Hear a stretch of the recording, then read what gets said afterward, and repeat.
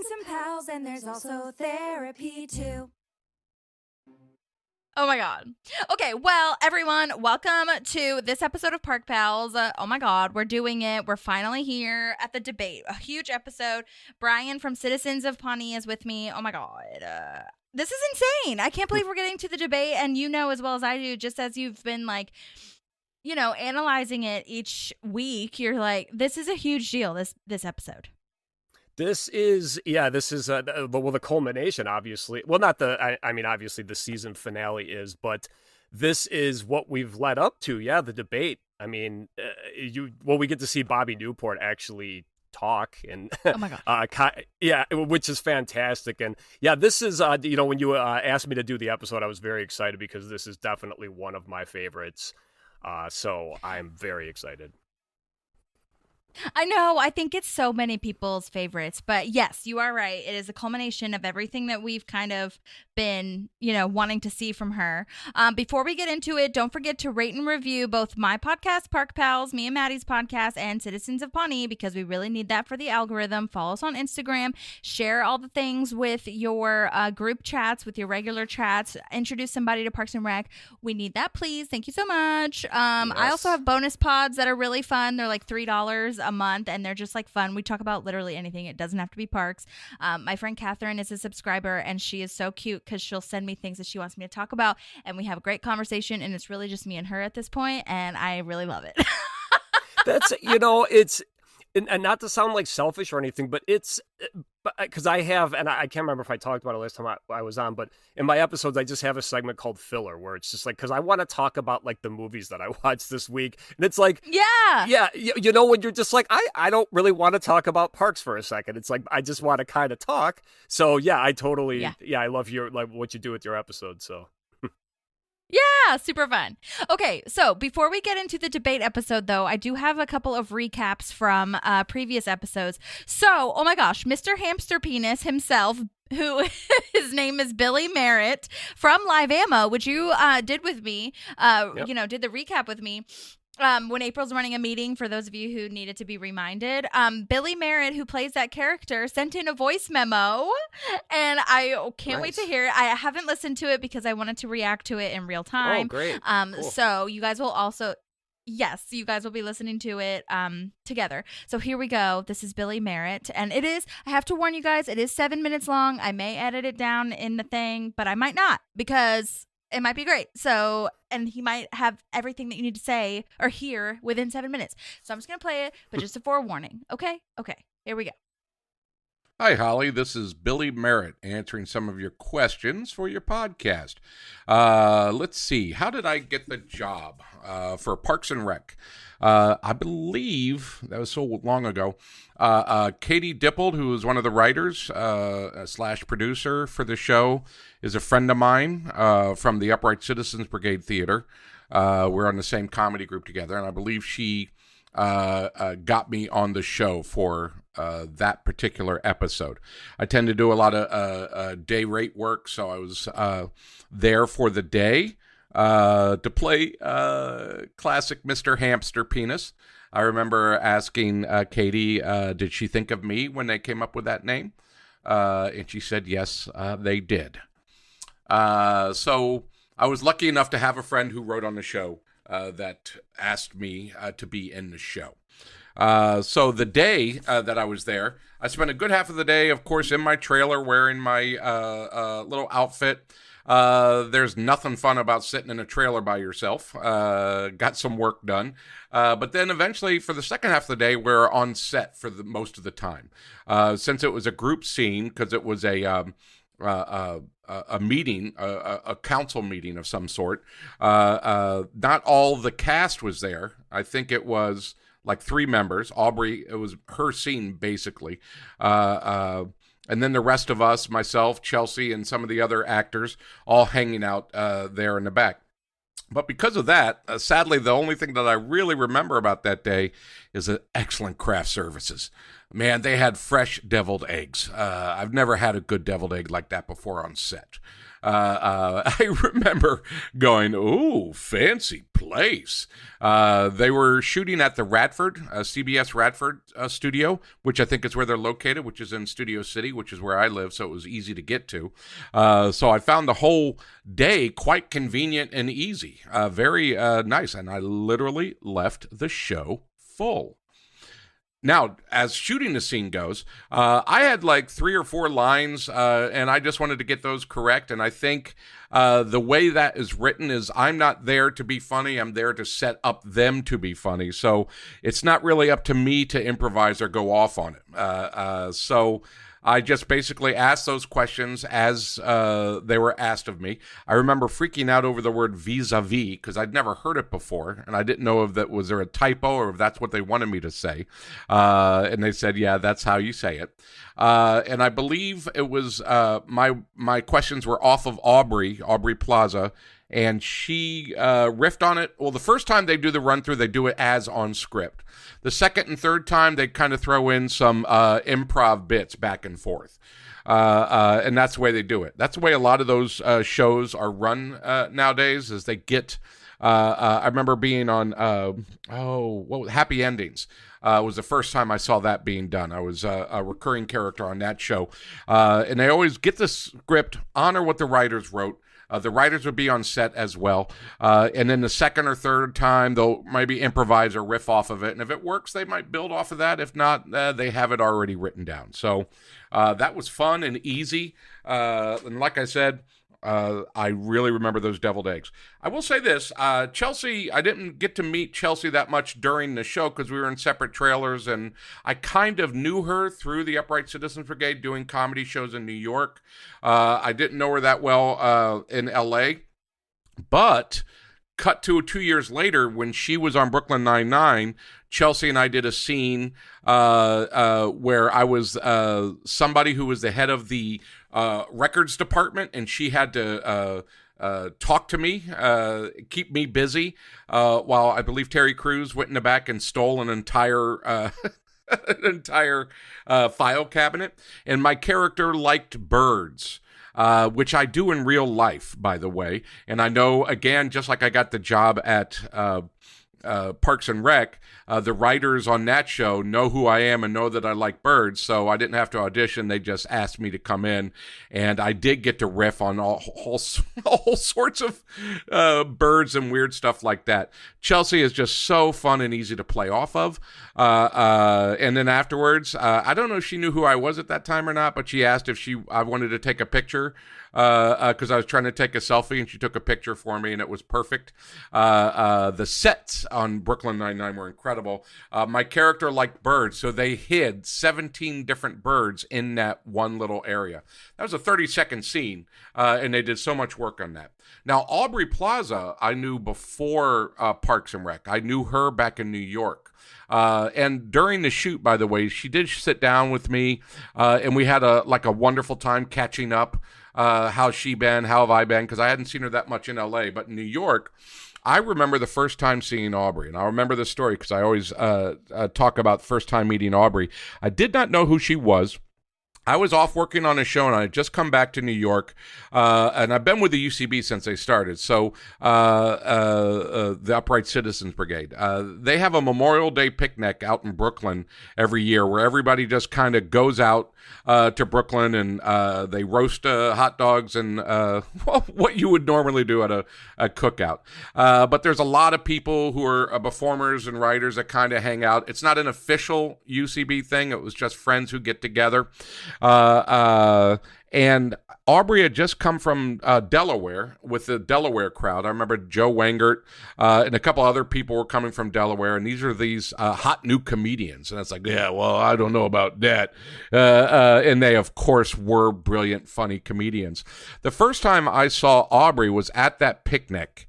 I was throwing the football, showing everybody how good I was at throwing the football. I look over, and she's hurling the softball underhand at about 40, 50 miles an hour. Like, everybody just stopped and stunned, looked how she obviously was a pitcher for softball in high school or college or something like that, because she was just, it was unbelievable.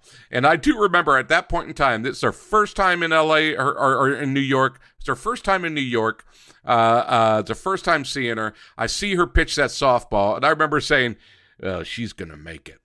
And she did. I could tell by the way she pitched that softball. So I had a lot to do with her success. That's what I feel.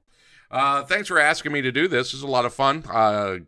Wonderful to go down memory row. If you have any other questions you want to ask me, please feel free to send it. My name is Billy Merritt. I've got, you can check me out on Facebook and the email under Billy Merritt.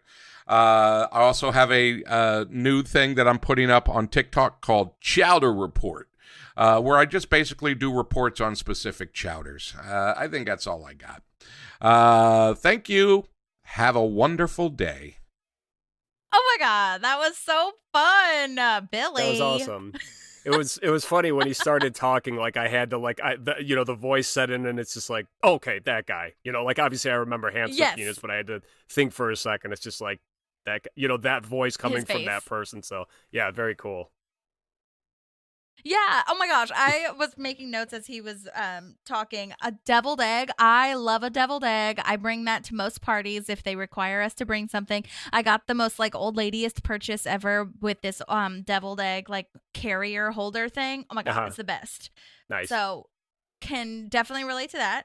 And I don't think I remember seeing him in Brooklyn Nine-Nine, but I also wasn't, as Maddie watches it more than I do. But so I should definitely go back and watch that and look out for him. Also, you could probably, speak to this more, but did he have a Chicago accent? I feel like he had the Bears vibes. Yeah, you know what? Maybe thinking back on it, because I mean, when I hear it, obviously it doesn't stand out to me, but yeah, it did sound very, familiar, I guess. I like too what he was talking about. Aubrey throwing the baseball. Remember in the episode, the summer catalog one, when she tells Andy she used to play baseball because she whips the ball at him, and he's like, geez, he catches it in defense basically. So that was pretty cool. So wow. actually, yeah, I didn't remember that. I'm glad that you brought it up. That's hilarious. And yeah, as far as Brooklyn Nine-Nine, sorry. I was just gonna say, I was just gonna say I'll have to post this chowder report too. Yeah, about chowder. I love it. Go ahead. What was I gonna say? I don't remember. Brooklyn Nine-Nine. Let's move on. Brooklyn I was Nine-Nine. gonna You say. were talking about Brooklyn Nine-Nine. Yeah, same thing. I believe I watched just only one time through though, up until I didn't finish it. So.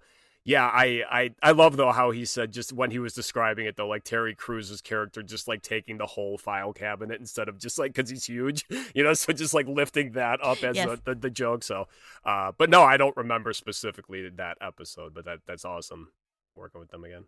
Yeah, amazing. Oh my God. Okay, I just also remembered while he was playing that I left my oven on, so let me go turn that off really fast. No problem. Sorry, 1 second. You got it. While I have you here. I apologize for the dog barking in the background. It's Lucy. She's upstairs. She's a nut. But here comes Holly, so I'll let her take back over. Okay, we're good. Crisis averted. Okay. All right, so the next thing that we have is Sarah Gaboury, who played one of the political pundits on Purd when Jen Barkley first comes into town.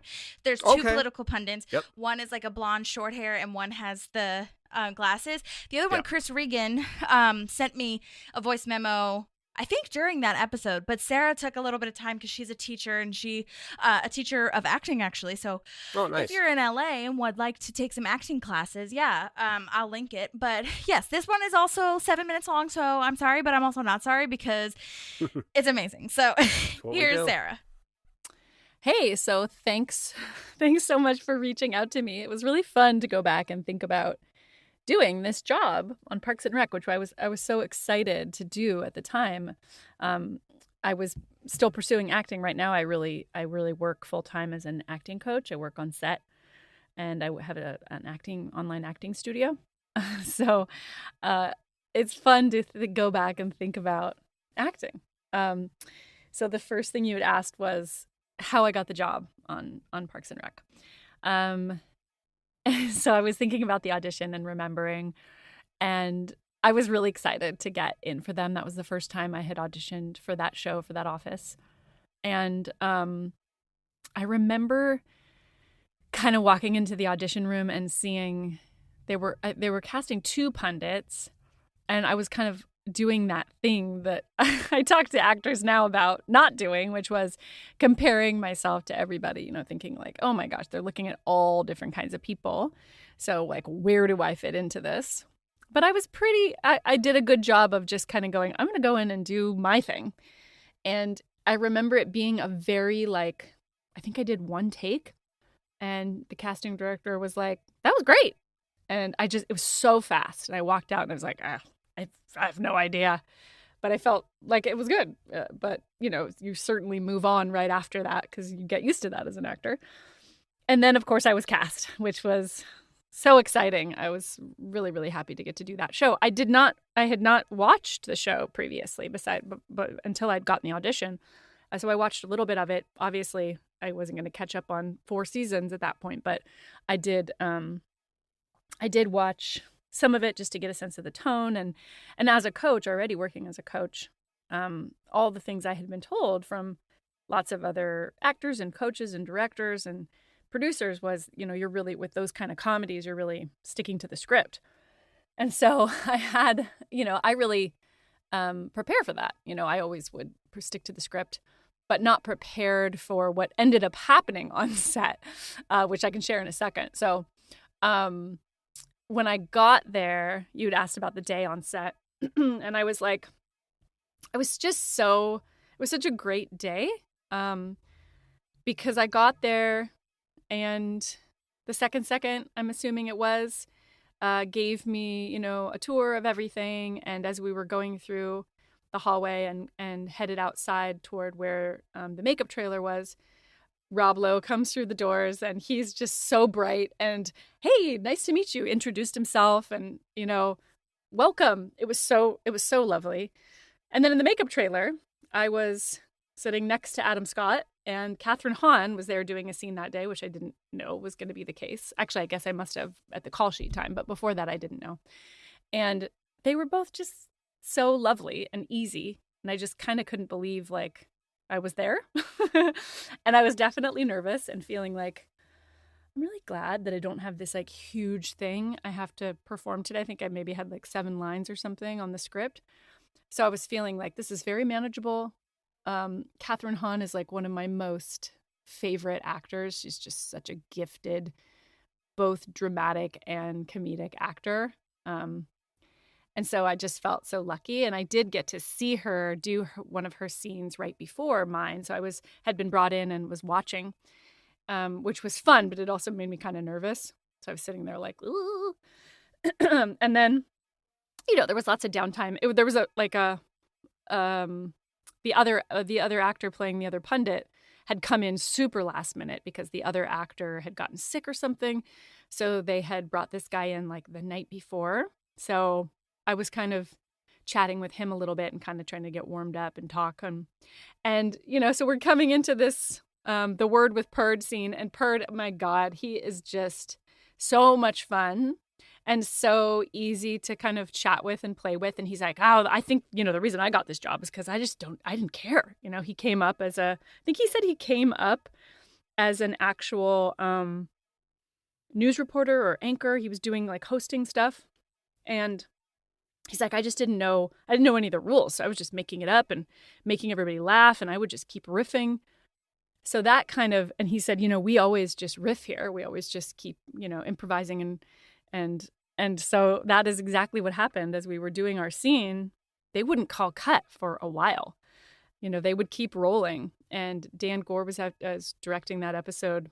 And I just hadn't been prepared to keep rolling and improvise.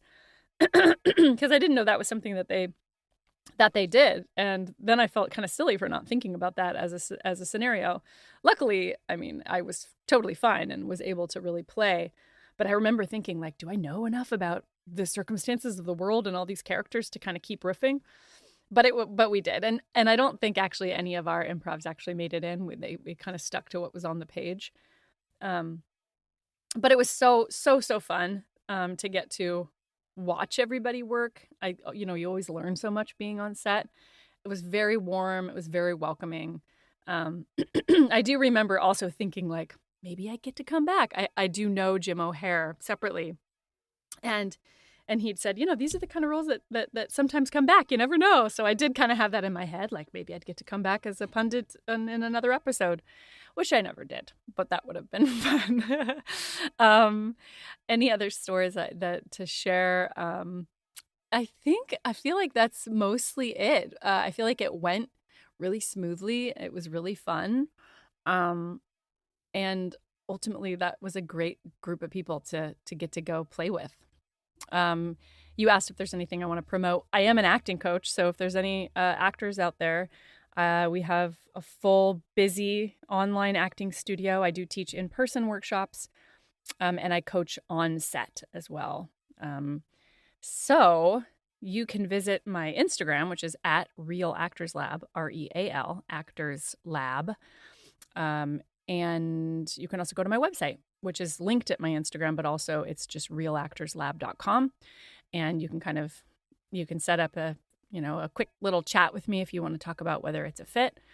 And I love all this stuff. I love shows. I love television and film. I love theater. I'm an overall storytelling enthusiast. So thanks for reaching out. This was a lot of fun. Yay, that was so great. Yeah, no, that was awesome. Like right away when you said who it was, I was just like, yep, I know, yeah, because she's actually, it's nice because she's one of the citizens who actually doesn't like Bobby Newport, because she's like, yeah, Bobby's off doing whatever, and the guy too. So it's kind of nice, like seeing intelligent people in Pawnee. Yes, absolutely. Yeah, and as a reminder for those of you who might not remember, she had the line of he puts his foot in his mouth or whatever, and Perd is like, what an interesting visual, a foot in a mouth. And she's like, it's a common expression. Yeah, he's like, I've never heard it. But yes, thank you, Sarah, so much for sending in that amazing voice memo. Oh my gosh, I love hearing from people about how their day on set was and like talking to everybody. And yeah, so Sarah and Billy, thank you so much. And I'll definitely link everything, and I'll make sure that you guys can follow them. But okay, so now we have the debate. Amazing. Season 4, episode 20. This was, a side note, this will probably be a long episode, so we'll see how we go in between, because we have a lot to say, I'm sure. So we might cut it in 2. I don't know. We'll see. Just giving everybody a heads up. Okay. First of all, this was written and directed by our queen, Amy Poehler. This was her directorial debut. Such a monumental episode. Makes it so much better to be in awe of Amy, to know she wrote, directed, produced, and starred in this show. It's like nuts. But speaking of that, she was nominated for an Emmy for this one, which most people already know, but just a friendly reminder. This was the Outstanding Writing in a Comedy Series, and Amy Poehler was nominated for Lead Actress in a Comedy Series this same year.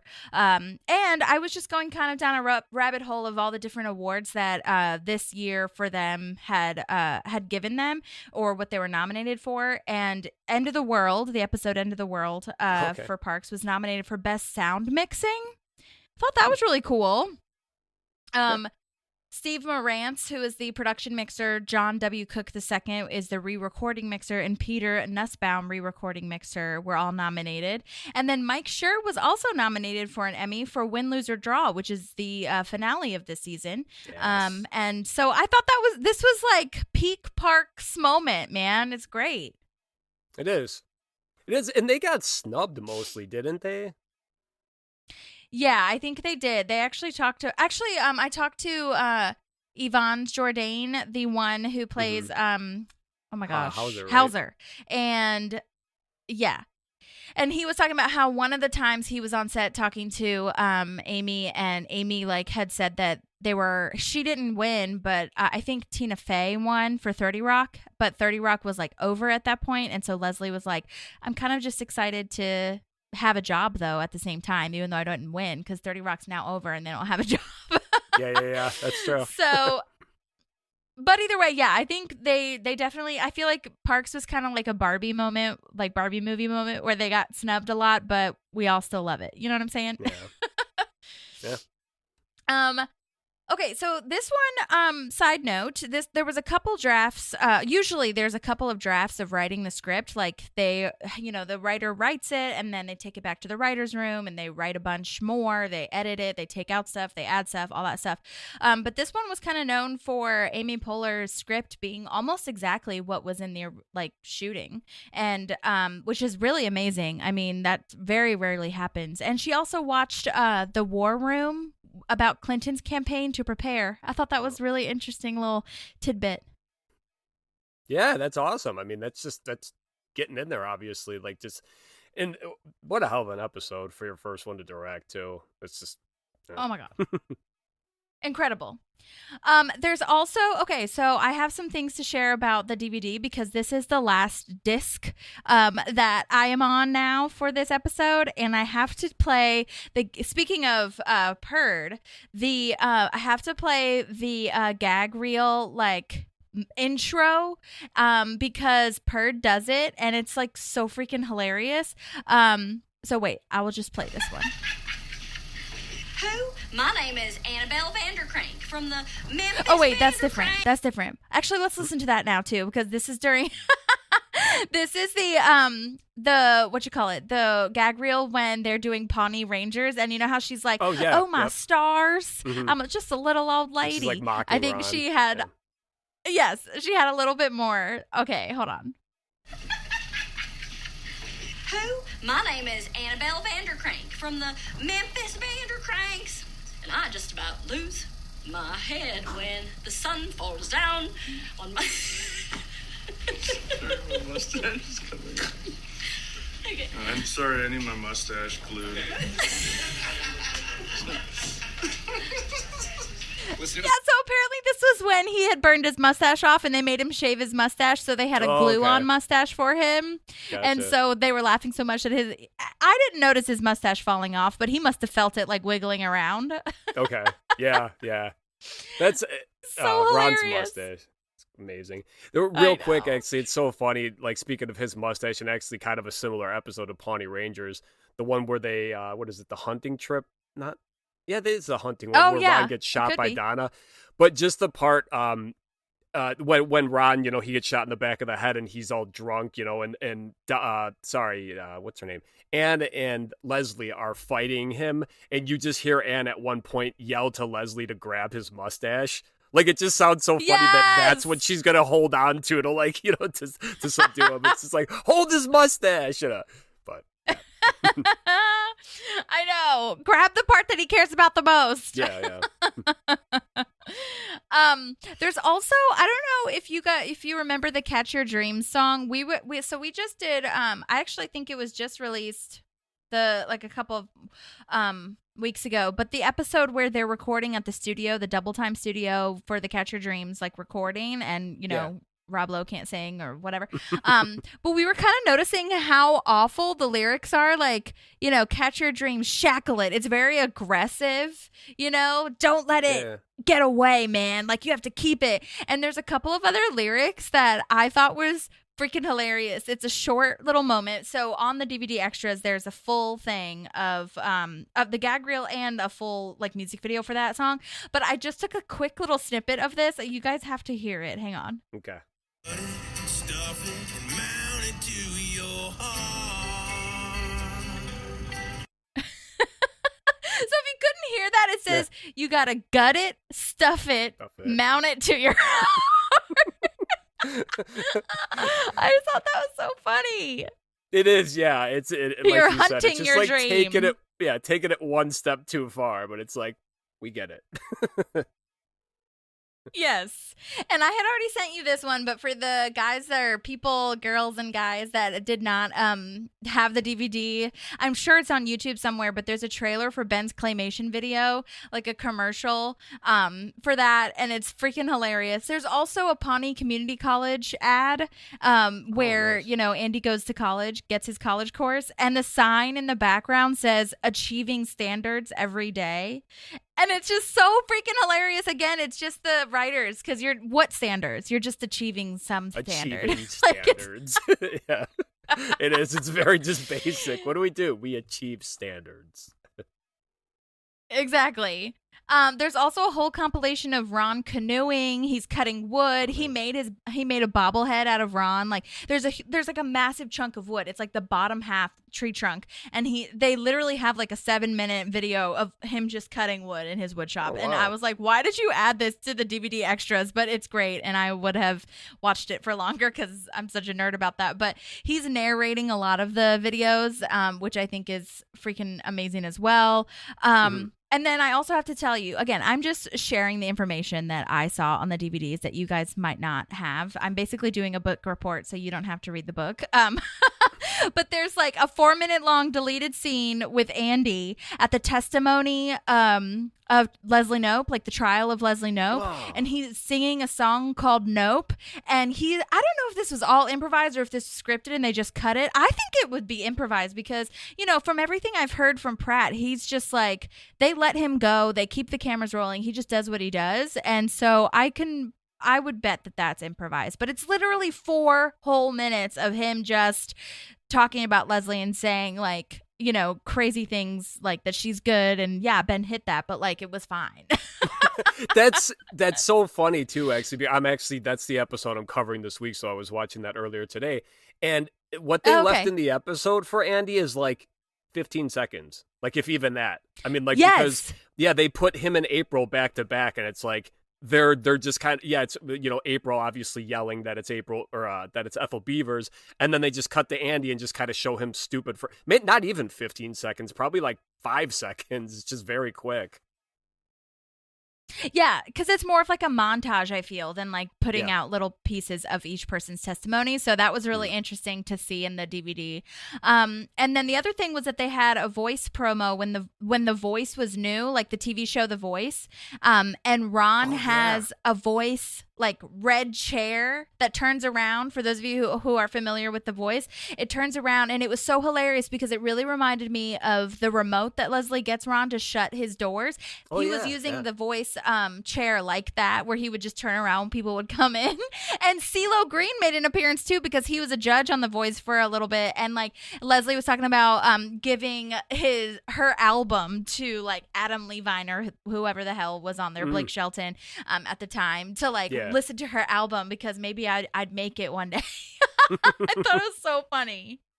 That's hilarious. Yeah, I just had to share those. There was another promo that I just came across recently, actually, because of the Super Bowl. Actually, on the Parks Rec memes page, someone messaged me privately and was like, because Usher was the halftime show, and they're like, how come you haven't posted anything about how much Donna and Tom love Usher? It's like, oh yeah. So I actually went back and found a promo that they did, that Parks and Rec separately did for The Voice. That's hysterical. Just like, the giant chairs in the room. And at one point, my favorite part is Donna sitting in the chair, and all of a sudden Usher's like in her lap, and he's just like, how did I get here? So it's just like very Donna. It's like hilarious. My God. But yeah, you should check that one out. Just YouTube it. It was a really good one. I totally will. Oh my God. Amazing. Well, those are the ones. I actually don't know that I saved that one at Purd that I was talking about. So I'll have to send that to you, or I'll have to post it on Instagram or something. It was really funny. It was basically like, this is a gag reel for Parks and Rec. You will be laughing at everything. I feel like I recorded it. I wonder if you guys could hear it if I played it on my phone, because I know that I feel like I did anyway. Was it this one? I don't know. I don't want to waste time, so I'll send it to you later. But anyhow, okay, moving on. So this episode starts off strong with the campaign meeting. Oh, and oh my gosh, I totally skipped over the summary that Maddie sent. I have that in all caps, and I skipped right past it. I'm so sorry, everyone, and I'm sorry, Maddie. Okay, here we go. Here is Maddie's summary. Okay, we've finally made it to the debate. It is one of my absolute favorite episodes ever, just because I think it comes to such a head of all this excitement for Leslie, and there's just some good character movement. So I'm going to start with a summary, and then I'll give you some of my thoughts before I let you guys go. I'm so sorry that I'm not there, but as I told Holly, it is my last day being home with my baby before I go back to work. And so I'm very emotional about that. So I'm going to just sit back and enjoy every second I get with him. So here we go. Debate time is finally here. Leslie gets to live out one of her dreams and share with Pawnee why she is the best option for city council. But will she be able to flawlessly and gracefully respond to Bobby's surprisey-wisey? Of course she will. She's Leslie Knope. Andy gets creative when the Leslie Knope party can't watch the debate. Tom deals with Anne breaking up with him, and Anne deals with a romantic proposition from Chris. So I have to say that in the little side thing that we get to see where Anne pushes Tom out of her office because of the whole we got to second base that night situation, love her outfit. Would wear that, love it. It's great. And I know that we love to shout out to the wardrobe a lot, so that's my shout out here. Why are we trusting Andy and April to hold a successful watch party with people who have donated their money? Like, I know that April's becoming more responsible. Love that for her. I think she's doing a great job. And obviously when Andy messes things up, he never means to. But like, their house is not always the cleanest. A lot of the times when we see their house, it's trashed. So I'm like, I don't know what the thought process was there. Maybe they just didn't have enough money for like renting a space, or I'm not really sure. But side note. And then we also, obviously, Andy didn't pay the bill, so they can't watch. So that's a whole thing in itself. Side note on that, love when Donna like wipes away tears and says that she felt like she just saw Babe. So cute, so wonderful. I thought it showed, like, even though this is not what everybody came for, like, people are still enjoying themselves. And so I liked that.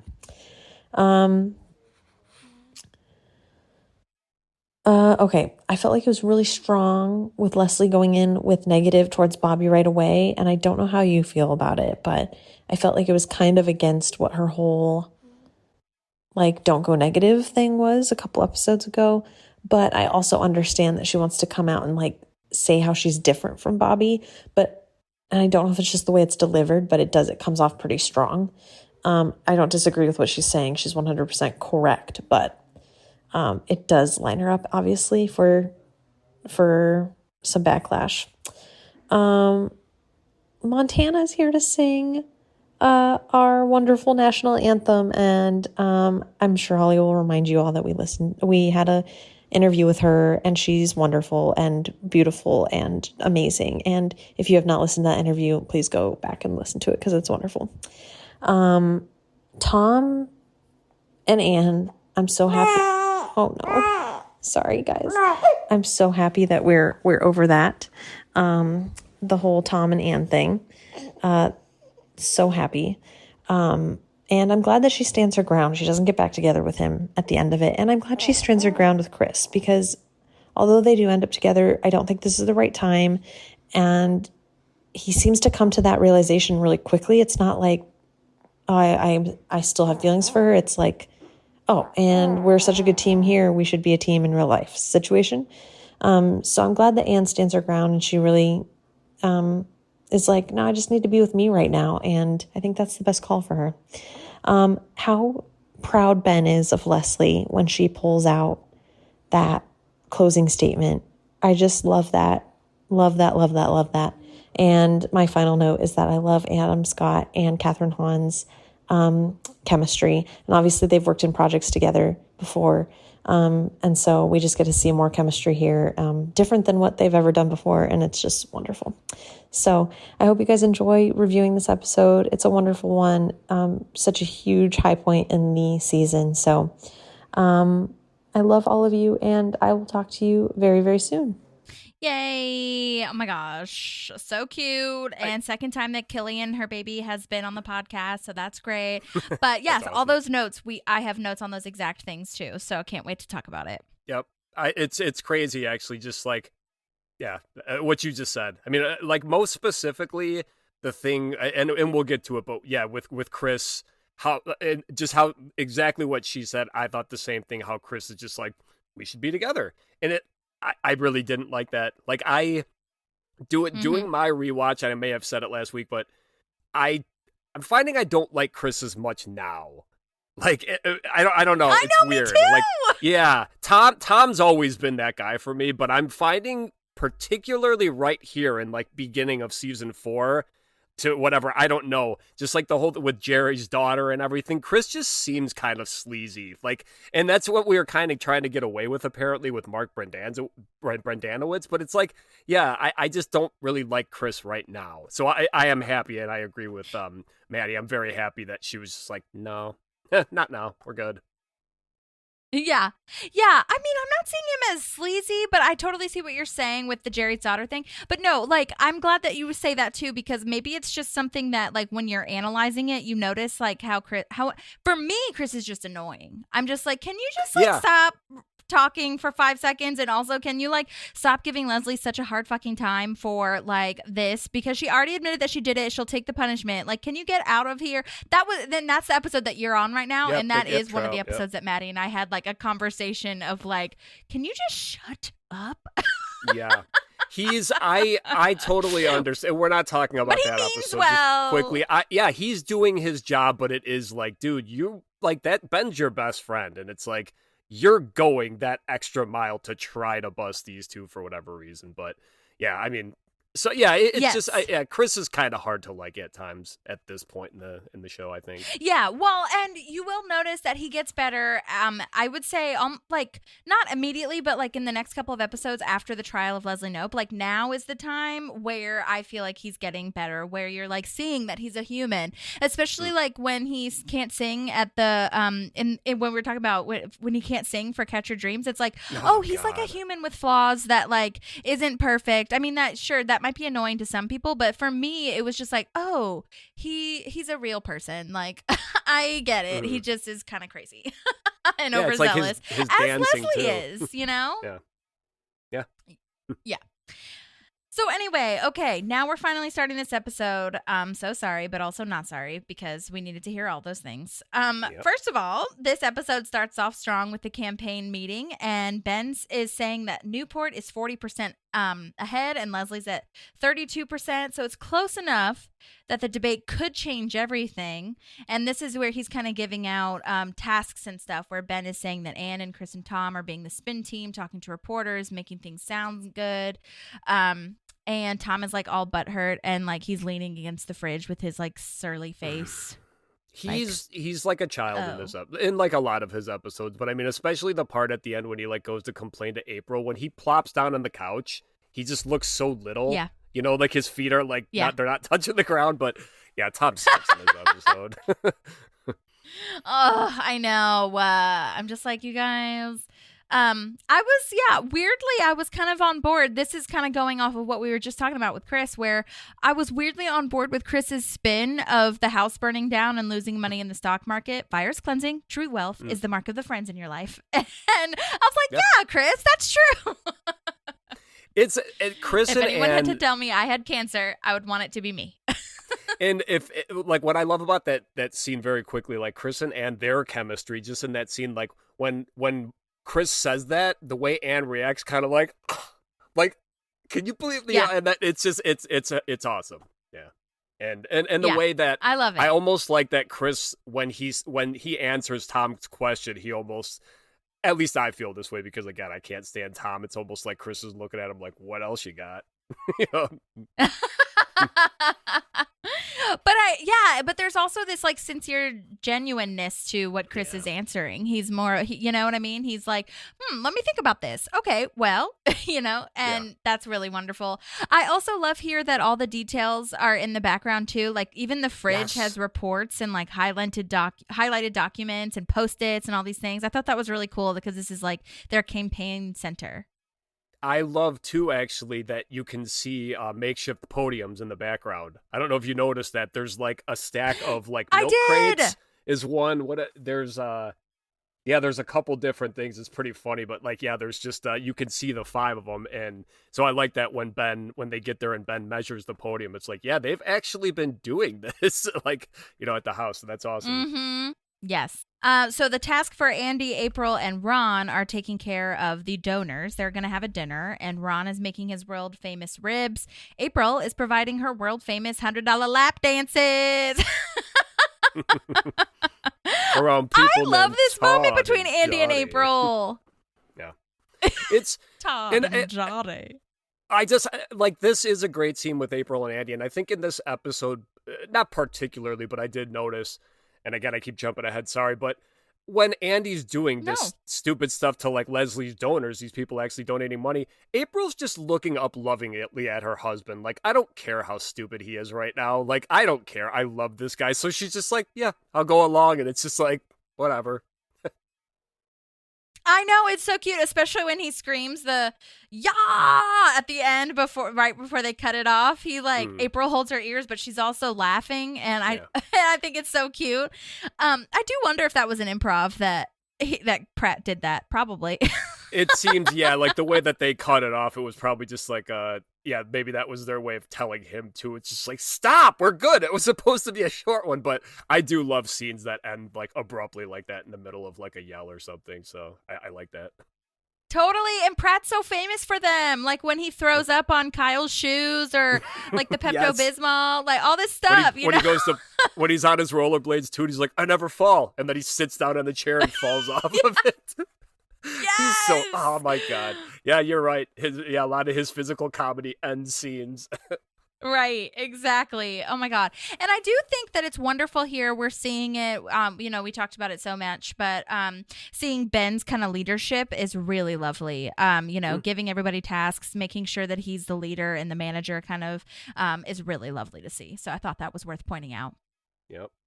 Yeah, no, he's just, Ben's such an amazing character. So if I didn't say it before, he's my favorite. So I do love, when he finally gets to, when he gets to kind of take control. It's awesome. Yeah, totally. Also, random side note, do you notice, like, this isn't the first time we've seen it, but that do not enter sign, which is like a sign that's on the, street when it's a one-way street. It's like there's a sign on their wall in Andy and April's house. And I'm like, was that, like, did they steal that? I could totally see Andy stealing that, like, being a hoodlum. I would assume so. Yeah, because that was, remember, too, that was Burley's house before. So, I assume Mouse Rat and all that. They probably used to hang out there and, like, fuck around all the time and everything. So, I assume that was just stolen. So. Yeah. Okay.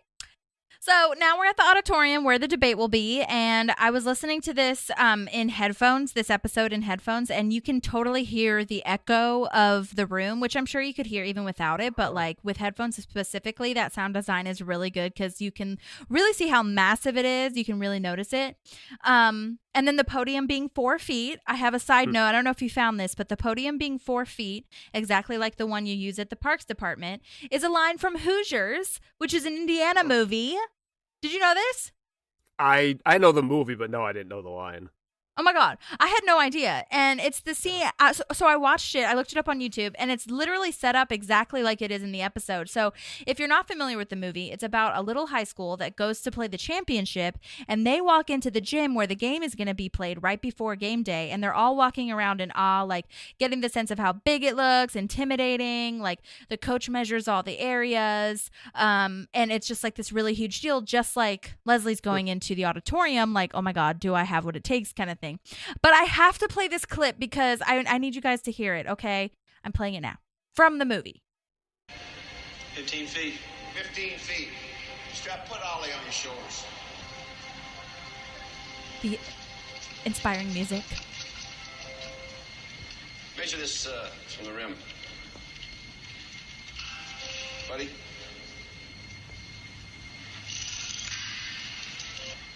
How far? 10 feet. 10 feet. I think you'll find it's exact same measurements as our gym back in Hickory. Okay, let's get dressed for practice.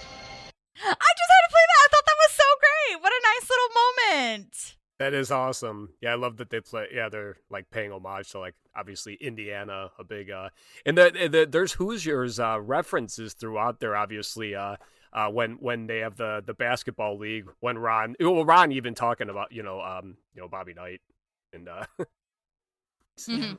Yeah. Bobby Knight. Yeah, Bobby Knight. Good stuff. And then there's also the when Leslie and Tom, the Soulmates episode, the website is called HoosierMate.com. Yes. Oh my gosh, so good. Love that. That clip I know is a lot of like, if you're not seeing it visually, it's hard because there's some pauses, but I just love that music in there. And basically, so one, he's like, put him on your shoulders, and it's like they're measuring the rim to the bottom, and they have to obviously be on each other's shoulders. So just to explain that. But anyhow, okay. So that was really cool because I don't think of it as, I don't know, you just don't think of it as how huge it is, like this massive, intimidating, like I'm out of my zone here. Yeah. And I just really think it's great that that's the anchor, like that, you know, you've been doing this forever. You know how to like be behind a podium saying your statement. This is no different. You know what I'm saying? It's a bigger scale, but you got this. So I thought that was so perfect. And Ben and Leslie here are such a great team. They're so good at hyping each other up and making sure each other is like really feeling their best. We really see that vulnerability from Leslie here, which we don't often see. Sometimes it's in the deleted scenes, but it's not always in the aired episode where, like, you know, what if the town likes Newport better than me? Like, he's going to be better than me. And Ben really catches her like, no, he's not. They're going to love you. You know what I mean? And I think it's so great. Mm-hmm. And I like to... And the needlessly disgusting part. Yep. But yeah, exactly. Like I wrote that down. I love how Leslie and Ben they always just like seem to take it too far. Like there's this one, obviously, you know, when he says you're gonna chew him up and gargle him or whatever.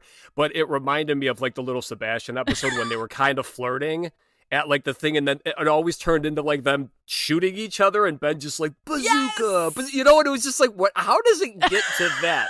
But you know, like Ben and Leslie, it's so funny how they're just like they're so weird, you know, but they love it, you know, so love that. Yes, and then they're doing their like secret handshake, and she slaps him in the face. Yes, so that's one of my favorites. Yeah, he's just like, oh.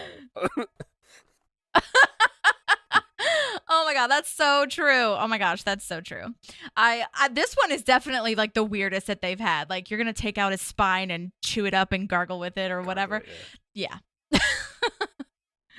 All right, so now April is talking to Tom, having a heart-to-heart moment because Anne broke up with him for real. And oh my gosh, Tom giving this shout out on the radio. Are you kidding me? I can't believe you think that's a compliment. That is so awful. Well, it's the fact too, and it's just like I mean, like I understand it's played for laughs, but it's like I can't believe that he would literally say to check her out on the government webpage. You know, it's just like things like that when you're like, it's funny, like, and I still laugh at this scene, but it's kind of like, and maybe Tom would do that. Who knows? Maybe he probably would just so people would see Anne, how hot she is. But yeah, it's ridiculous. But I do love that she just tosses his ass out. I totally think that he would absolutely do this. And yes, I love that she basically beats him up. Yeah. But you actually mentioned this in the last episode of Live Ammo, where it was interesting to see Tom comfort April after the pet adoption thing went so terribly. And now April is comforting him. And that's that nice reciprocal moment that we're seeing. Yeah. April doesn't really, when she comforts people, just like throughout the series, she doesn't really have to go that in depth. I think just April, maybe even like the other characters, like hearing April say something positive is just kind of like, yeah, all right, you know. And like you did say, though, I mean, like it is, Tom just did this last episode, so I think this is kind of like yeah, all right, you know, you just did it for me last week, so it's a good point. Yeah. And April getting so real with him is such a nice arc for her to say, like, you have to stop your swagger. You have to be honest if you really like her. You have to stop being so dumb. And she's saying what all of us are thinking, basically.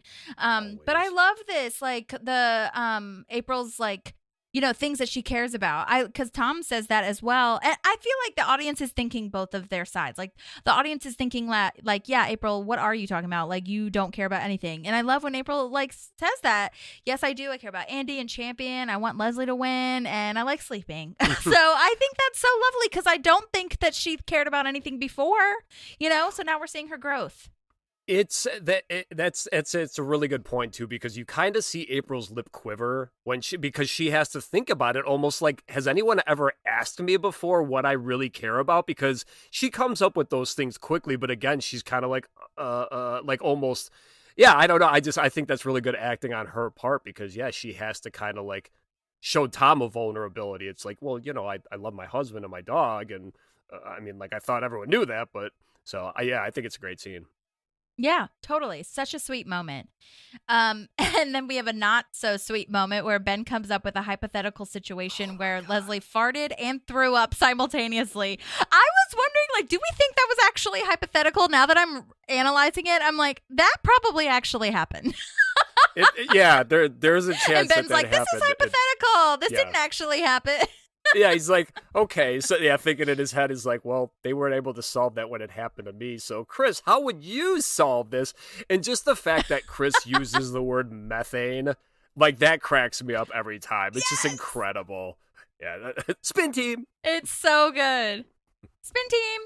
Yes, a great spin. She's overflowing with great ideas. Have you heard of her plan about methane gases? That is so good. And then this is when he says, like, Anna and me make a great team. And then he realizes that as he's saying it, you know, why shouldn't we be a team in real life kind of thing? And I feel like my brain does this a lot. I don't know if you can relate, but I feel like Maddie and I can definitely relate. Well, I don't know if Maddie, she'll understand where I'm coming from, but I definitely am like saying things before I think about them. And then I'm like, oh, what did I just say? Oh my God, I should probably think like that came out of my mouth for a reason. Like what? It's like the subconscious. Yeah, and it's funny too because like we were talking about, like when we get to have our own time on our podcast, it's like when I listen back, there's certain things I have to edit out because it's just like, yeah, it's like, whoa, I said that, huh? So yeah, but yes, there's so many times where I thought I was saying something else, and then I listen back and I'm like, oh, I didn't mean to say that, or like I left out a word of a sentence and I had no idea whilst I was saying it. Or you just forgot how you got to this point and what you were talking about in the first place, so no one ever gets to pay off to what you were talking about. But real quick, this is like kind of what I talked about. I'll take back. I guess like I didn't mean to use the word sleazy for Chris. I would never say that. But yeah, kind of like what Maddie said, when like the instant realization, and I just don't like his overconfidence here that it's just like, hey, you're single now, right? So like. And then, because at the end of the episode, he's crushed, you know, like Chris always is. But I mean, like the slightest things throw him off. But he had so much confidence that all of a sudden Anne's going to get right back with me that now it's like, I have to work through these feelings, you know? So it did bug me a little bit that, yeah, it's like, oh, well, Anne's available, so I got her. Right. Well, yeah, that was I think my take on it was like, she's been around, bro. Like, what are just now? I mean, I know now you can like see that because you're working together and whatever, but like, it's that, I guess it's the hindsight's 2020 thing. Like, he didn't see how wonderful she was before, but I'm just like, bitch, you had her, okay? Yeah. And now she is living her life. Stop it. Get out of here. You know? Well, yeah, he's not used to seeing this side of Ann Perkins because she talked about it, how it's like when they were dating, yeah, like you just said, he turned her into him and then got bored with her when, right. You know, so now that he's seeing a different side of Ann Perkins where she actually gets to be herself, he's like, oh, you know what? I kind of like this. So that's so true. Great point. Yeah.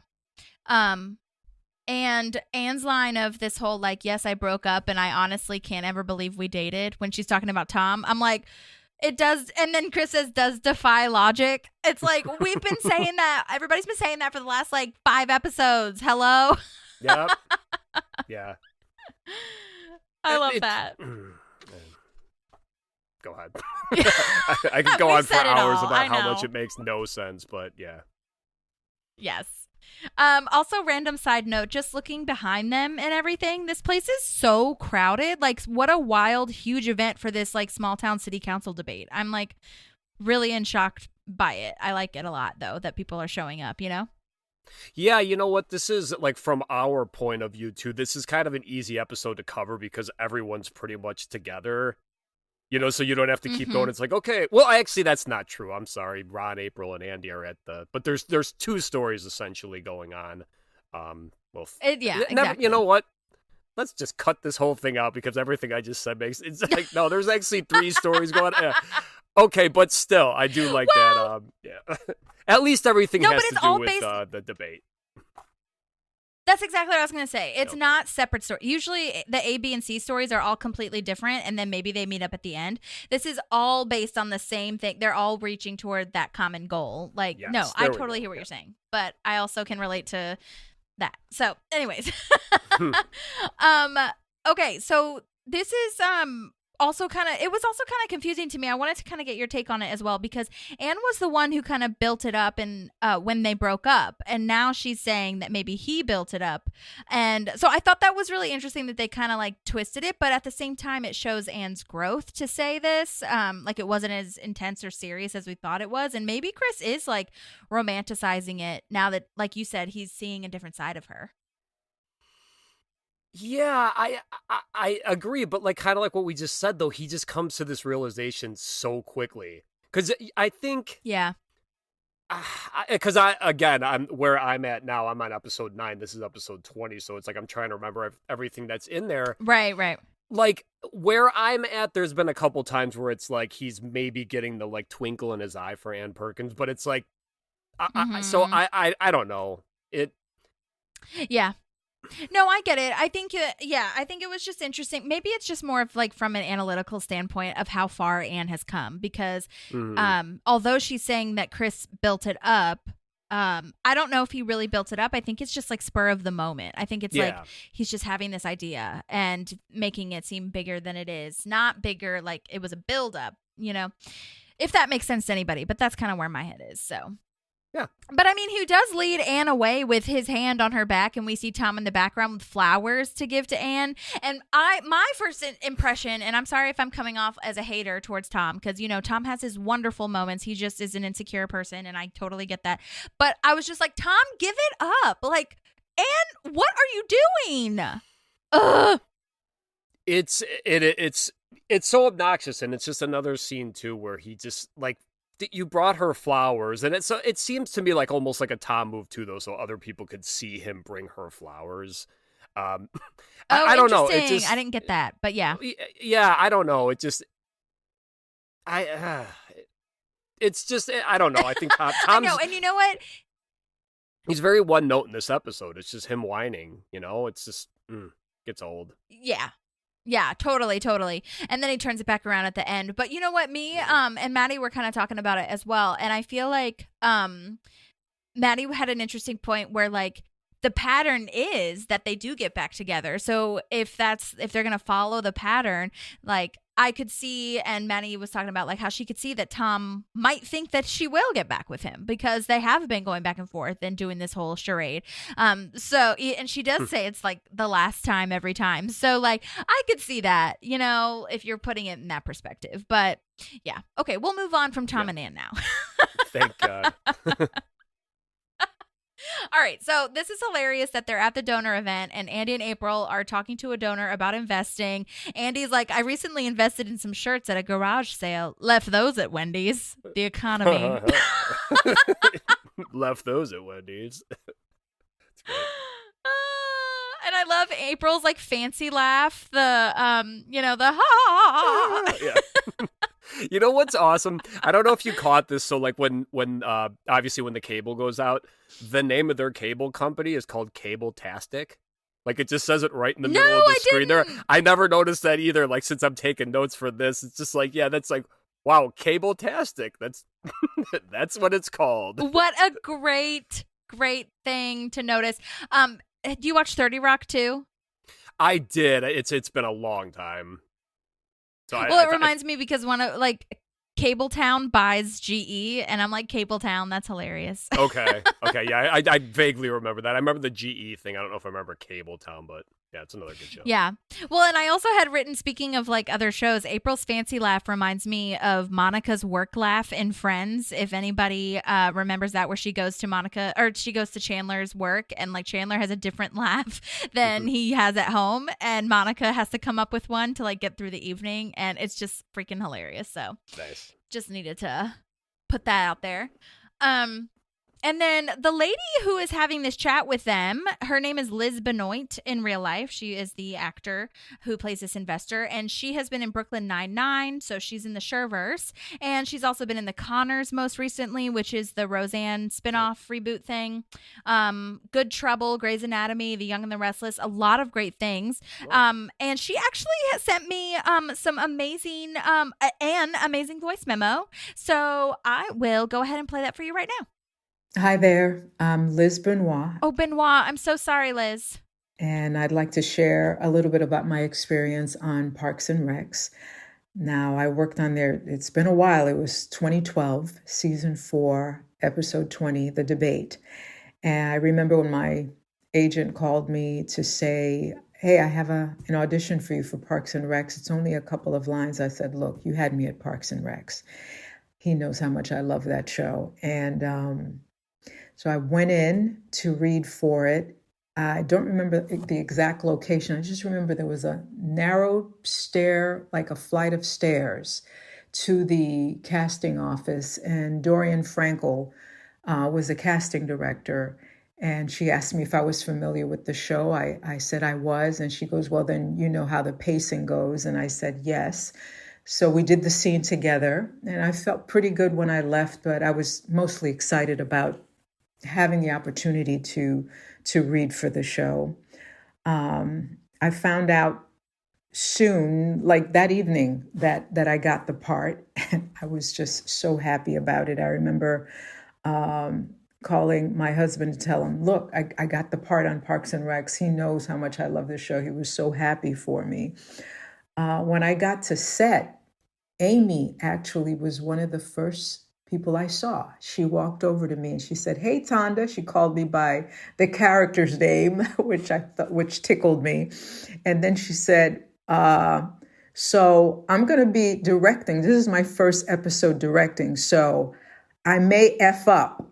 And I was cracking up, but I was like, wow, not only am I on Parks and Recs, but I am being directed by Amy Poehler. I was so happy because I remember when I read the scene, I knew it was with Chris and Aubrey, and I didn't know whether or not I would see Amy. But not only am I seeing her, she is directing this episode. Unbelievable. Chris and Aubrey, I have such fond memories of the two of them. And am I surprised that they're big stars now? No, not at all. Aubrey, she was one of the first people who also spoke to me too. And it was such a delight because it was like, where are you from? Do you have kids? How long have you been here? What are you working on? Do you have any, like she was asking me about myself and it was genuine. I just remember saying, wow, what a ray of sunshine. The banter between her and Chris before we even shot the scene, they're like besties, like two teenage kids, just so funny. And Chris, the best way I can describe that man, he was just pretty much like a big kid. He was like a teenage boy. Just the energy, like so much energy. The scene, so much improvisation. Amy, that's how she likes it. Everyone just comes to play. It's like having a play date with all your best friends. It was so much fun. I remember doing the scene maybe 4 or 5 times, and it took everything, every ounce of me not to just bust out laughing. I'm supposed to be serious, but Chris and Aubrey, those two, oh my goodness. And every time we did it, it was different. I don't know how we got through this without me laughing. It took everything not to start laughing. I got a chance to meet Nick too. Again, serious man. Look at him. He looks so serious, but the quick wit, just so quick. I was just watching these people do what they do best. And I was just enjoying every bit of it. I met Retta in the makeup trailer. I told her how I love her work because she is quite the thespian, that one. There was a scene where she saying something very touching and a tear just comes down her cheek. We did that 3 times and a tear came down her cheek every single time. It's like on command. The woman can cry on command. Amazing. I spoke to a lot of the background performers who have been with the show from the jump, and they all say the same thing. There's nothing like coming to work here every day. they're just happy. They're happy and they're in character. And those characters are so important for the show. If you're a fan of the show and you watch the show, you know that these background performers are very important. And, you know, Parks and Recs was on my bucket list. Seth MacFarlane is definitely on my bucket list. I hope to work with him one day. I know that Dorian Frankel is doing the casting for Curb Your Enthusiasm. That's another show I would have loved to work on. And I know this is their last season, so there may still be hope. I just love being around laughter. I mean, most of the parts I get, they're pretty serious. I'm a cop, I'm a doctor, lawyer, judge. I get those parts a lot. Always very serious parts, but there's nothing like being on a comedy set. Just worked with Laurie Metcalf, who was also on my bucket list, on The Connors. She's another one. Every time she did the scene, she brought something completely new to it. I am in awe of people who can do that. And Chris and Aubrey, again, it's like, you know, these two, they're going to be stars. They are going to be stars. There is a scene where Chris is telling a story and he kicks the TV set. That scene we must have done 5-6 times. He did it different every single time. And I kid you not, every single time it got funnier and funnier and funnier. As a matter of fact, I think if you, in that particular episode, you see me laughing. I'm not acting. I am dying. It's just so funny when he does this. Those two, like I said, Aubrey, you knew it. You just know it. They had it. Chris, you just know it. I was surrounded by greatness. And that's a memory I'll never forget. It wasn't a big part, but it gave me big laughter, big joy, big inspiration on being able to watch these amazing comedic actors do what they do. You can't pay for that. I mean, it's just brilliant. Anyway, that's all I got. Right now, actually, I'm working on a movie. I'm a detective, and I'm going out on auditions. And yeah. Thank you for the opportunity to share this with you. It was my pleasure to do so because it was truly a wonderful, wonderful experience. All right. Bye. Oh my God, that was incredible. She had one line. Like, it wasn't even a full line. It was just like, do you do a lot of investing or whatever? Yeah. And that is such amazing background stuff. You know, I didn't even think, I mean, I kind of thought about this, but I'm so glad that she brought up that she was in those scenes all the time with Andy doing his thing. And Retta, Jim O'Hare actually said that as well, that Retta can cry on command. Mm-hmm. And that's a whole situation. Oh my God, but Amy Poehler coming up to you and being like so casual of like, I might F up, just heads up. Yeah, just so that is amazing. That's, I mean, like her obviously already being, you know, I mean, if you watch the show and you know that the show she's the main character, so you know she's kind of running the show, but then also it's like, oh my God, she's literally the director for this one too. So yeah, and then just come up and like, yeah, to make a joke like that, that's incredible. But it goes along with everything you always hear about this being such a great set. Yeah, and that's also something that they say about Pratt in this one. I mean, he always improvises, but where did I hear this? It might have been on Jim O'Hare's podcast, but or maybe it was on Wikipedia, whatever. Anyway, basically, I think Amy Poehler had the idea that, you know, Andy would act out a scene from something, but it was actually Pratt that came up with Roadhouse because she was like, what would Andy do? Like, what movie would he do? And Pratt was like, Roadhouse, duh. And I thought that was so funny.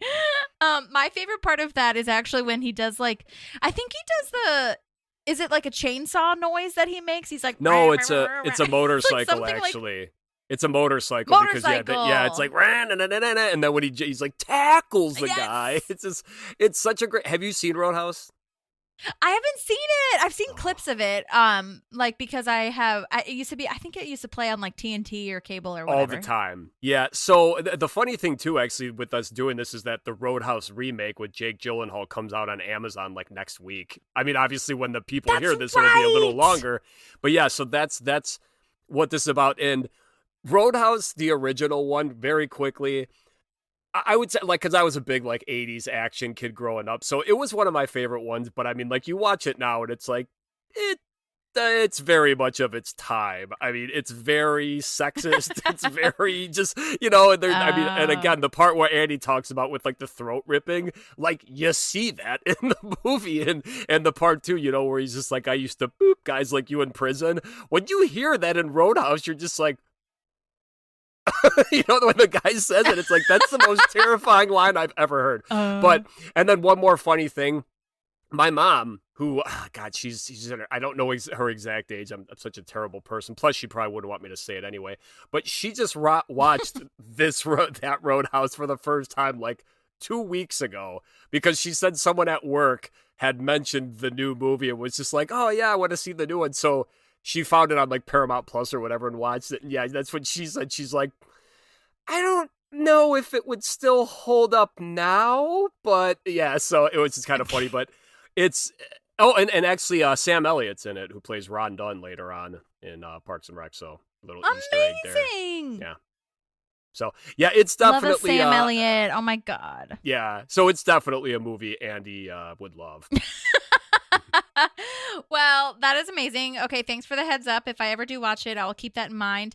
And Liz Benoit, thank you so much. I'm sorry I mispronounced your name at the beginning, but Liz, that was an incredible voice memo. So happy that we could hear about that. And I can't imagine just being on set the whole time with those huge superstars. I mean, insane. Even though they weren't superstars then, like if it's a show that you really love, like, and you already know how famous they are, oh my God. Yeah. To you, they are anyway. Amazing. I also love this part of Ron just being Ron, and explaining, you are here because you gave us money. Now you will get ribs and give us more money. And I like how he signs his name at the end of the speech, Ron Swanson. Yeah, it reminds me of the art show one when Leslie makes him go up and give the speech. Oh, yeah. Damn it, woman. Just goes. He's like, yeah, but yeah, I love Ron's speeches are great. Totally. And I also kind of feel like that's a lot of people that donated. Like, there were a lot of people in that room. I was like, oh my God, good for Leslie. That's wonderful. I agree. Totally. Like Maddie said, though, it's like, why are these two? Actually, I don't even know if... Donna is there, probably for damage control, which is actually kind of funny because in the description, because I just watched this on Peacock, it actually says Andy, April, Ron, and Donna throw a party. Even though, like, in the beginning of the episode, Ben specifically just says April, Andy, and Ron. So, but yeah, so she was probably just there just in case. Well, and it's freaking hilarious that Jerry's nowhere to be found except for at the end holding hands with the nuns. Like, yeah. I wrote that down too because good. It is so random. It's wonderful. Yeah, he's in the beginning and the end of this episode. They didn't want him to fuck up anything else, then it's already been effed up. You know what I'm saying? Yeah. Let's go hang out with the nuns. Right. And now they forgot to pay the cable bill. We learned that. So they can't watch the debate. Oh, God. And the next part of this, though, this Leslie pump up moment, this is the gif that I use, like all caps. This is the gif I use all of the time. Fierce, power, do it. Pump it up. It's so great. And I think this is the first time we hear Sarah McLachlan. I think. Like, we now associate that with her, but this is the first time I think that she, like, actually has the song playing. I just love that. Yeah. And it's funny, too, because actually in Win, Lose, or Draw in 2 episodes, she does actually box. Remember with Anne? When she's kind of like... Yes. So I just like the kind of foreshadowing almost of boxing from Leslie Knope. But yeah, great song absolutely. Choice. When you hear what it is... Yeah. Oh, you know what? Actually, it's because you're doing the trial of Leslie Knope. Remember how she's listening in her headphones to like pump herself up? Yeah. Did you know that there's a deleted scene that says that she's listening to Eminem "Lose Yourself"? Oh God. That's awesome. I'd love to see her like reacting. It would be Sarah McLachlan. That's hilarious. Yeah. That's a good one. I wonder if that's like the thing in the episode God, the Harvest Fest episode when they show you when Ken Hotate says 2 different things. One is that like white people love Rachel Ray, and then in another version he says white people love Matchbox 20. And they actually air Yes. both of those episodes, like on Comedy Central. And later on in the episode, there's the Right. marquee one says, like tonight Rachel Ray, and then the other one tonight Matchbox 20. So I wonder if they did like Yes. something like that. Yeah, it's probably just Leslie just doing a bunch of takes of what she's listening to, just come up with stuff, Maybe so. Yeah. Hilarious. Okay, so I thought that it was really interesting too that she says her opening statement twice. I think that's a great little addition to have that be her anchor. Like she already said it when they were measuring the podium. Now he's saying to do it again, get in the character. I really like that. And then this is our first time hearing one of my most favorite things about Parks and Rec, the "love you and like you" line. It's so profound and wonderful. Yep, they say when they get married too. Yeah, exactly. And my friends and I who watch Parks and Rec say that all the time. And I say it to people that don't even know Parks and Rec, but I don't love and like a lot of people that don't like Parks and Rec. So I don't say it to everybody. Yeah. But I just love that so much. Like you can love someone, but not like them and vice versa. So to have both is such a gift. And I just think that's so wonderful to say that to each other. I like the line too, because, before you say I love you, and it's like, just relationships, it's like, oh, I like that person, and obviously when you like someone, that means you're going to pursue them. So yeah, I love that they're saying it's like, yeah, this and that. It's like, I like you, but I love you too. So it's great. It's a great line. I think about that a lot with like family. Like I love my mom, and then I think about it and I'm like, you know what? I really like her too. Like I actually like her as a person. If I did not know her as my mom, and she was just out in the wild somewhere, I'd like her too. I think that's so interesting because that's kind of rare, to be honest, which is great. But it's just interesting to think about how with some of your family, you love them because they're your family and you just, you love who they are, but you don't always like them. Yeah. So, oh yeah. Anyway, I just think it's great. Okay, so Linda Montana comes back as our national anthem singer, Denise Yarmley. Oh my gosh, Yes. Like Maddie said, we interviewed her ages ago when she first appeared, but I am obsessed with her. How amazing to be called back so many times. Like she was in Beauty Pageant first, then she came back for Telethon as the most bookable talent in Pawnee. That is one of my favorite lines from Martin Housley. One of them, the most bookable. Like, what does that say for her? That she's just, I'll take it. Everything, I'll take it. But I just, most bookable talent. So good. Yes, and Linda Montana is so wonderful. Again, I'll post a link to her interview because she's the best. She's also on Instagram, so you can follow her. She does a lot of like lassoing. She's been in commercials where she's had to do like horse lasso because she used to do that. She did like trick riding when she was younger. Amazing. But I have to say, she was the cutest. When I first booked her or got her, that's funny, booked her because she's the most bookable talent. Yeah. Anyway, she called me and she left a voicemail because I think she was trying to set up, like, get more information or whatever because I had emailed her first. And she left a voicemail, and I already played this way back in the day, but this was like 2 seasons ago. So I'm going to play it for you guys again. It is so iconic. Here it is. Hi, Linda Montana here. I was calling you to book a time. Okay. Okay. I guess talk to you later. Bye. And the home of the brave. But I just thought it was so cute that she did that in the voicemail. She was just like, "Brave," and then she obviously laughed it off. But in her interview, she actually does like a lot of the singing part of it, not just the national anthem, because she was also trained in like musical theater and she did some opera and stuff. And I was like, oh my God, this is so incredible. And she talked about how Amy Poehler, thought to call her back to have this, Pawnee moment, and it's so beautiful, wonderful, love it so much. Mm-hmm. And she sings in the telethon episode too. The sweet dreams are made of this.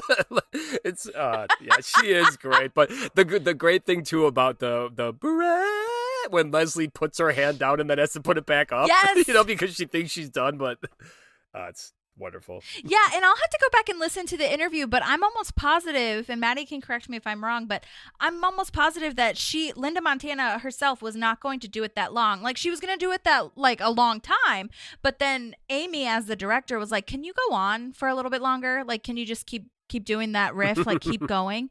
And she was like, I mean, I guess. And so that was all Amy's idea. And then Linda just executed it so perfectly. So it's such a lovely teamwork moment there. So good. Yeah. And that was from April 12th, 2021. Like, wow. What is this world? Time is flying. Damn. So beautiful. Well, that's when she sent the voice memo, not when the episode aired. But yeah. And to do that in front of all those people, you know, like there were so many extras in there. It's kind of crazy. This was I think this was like the biggest amount of extras that they've had, you know?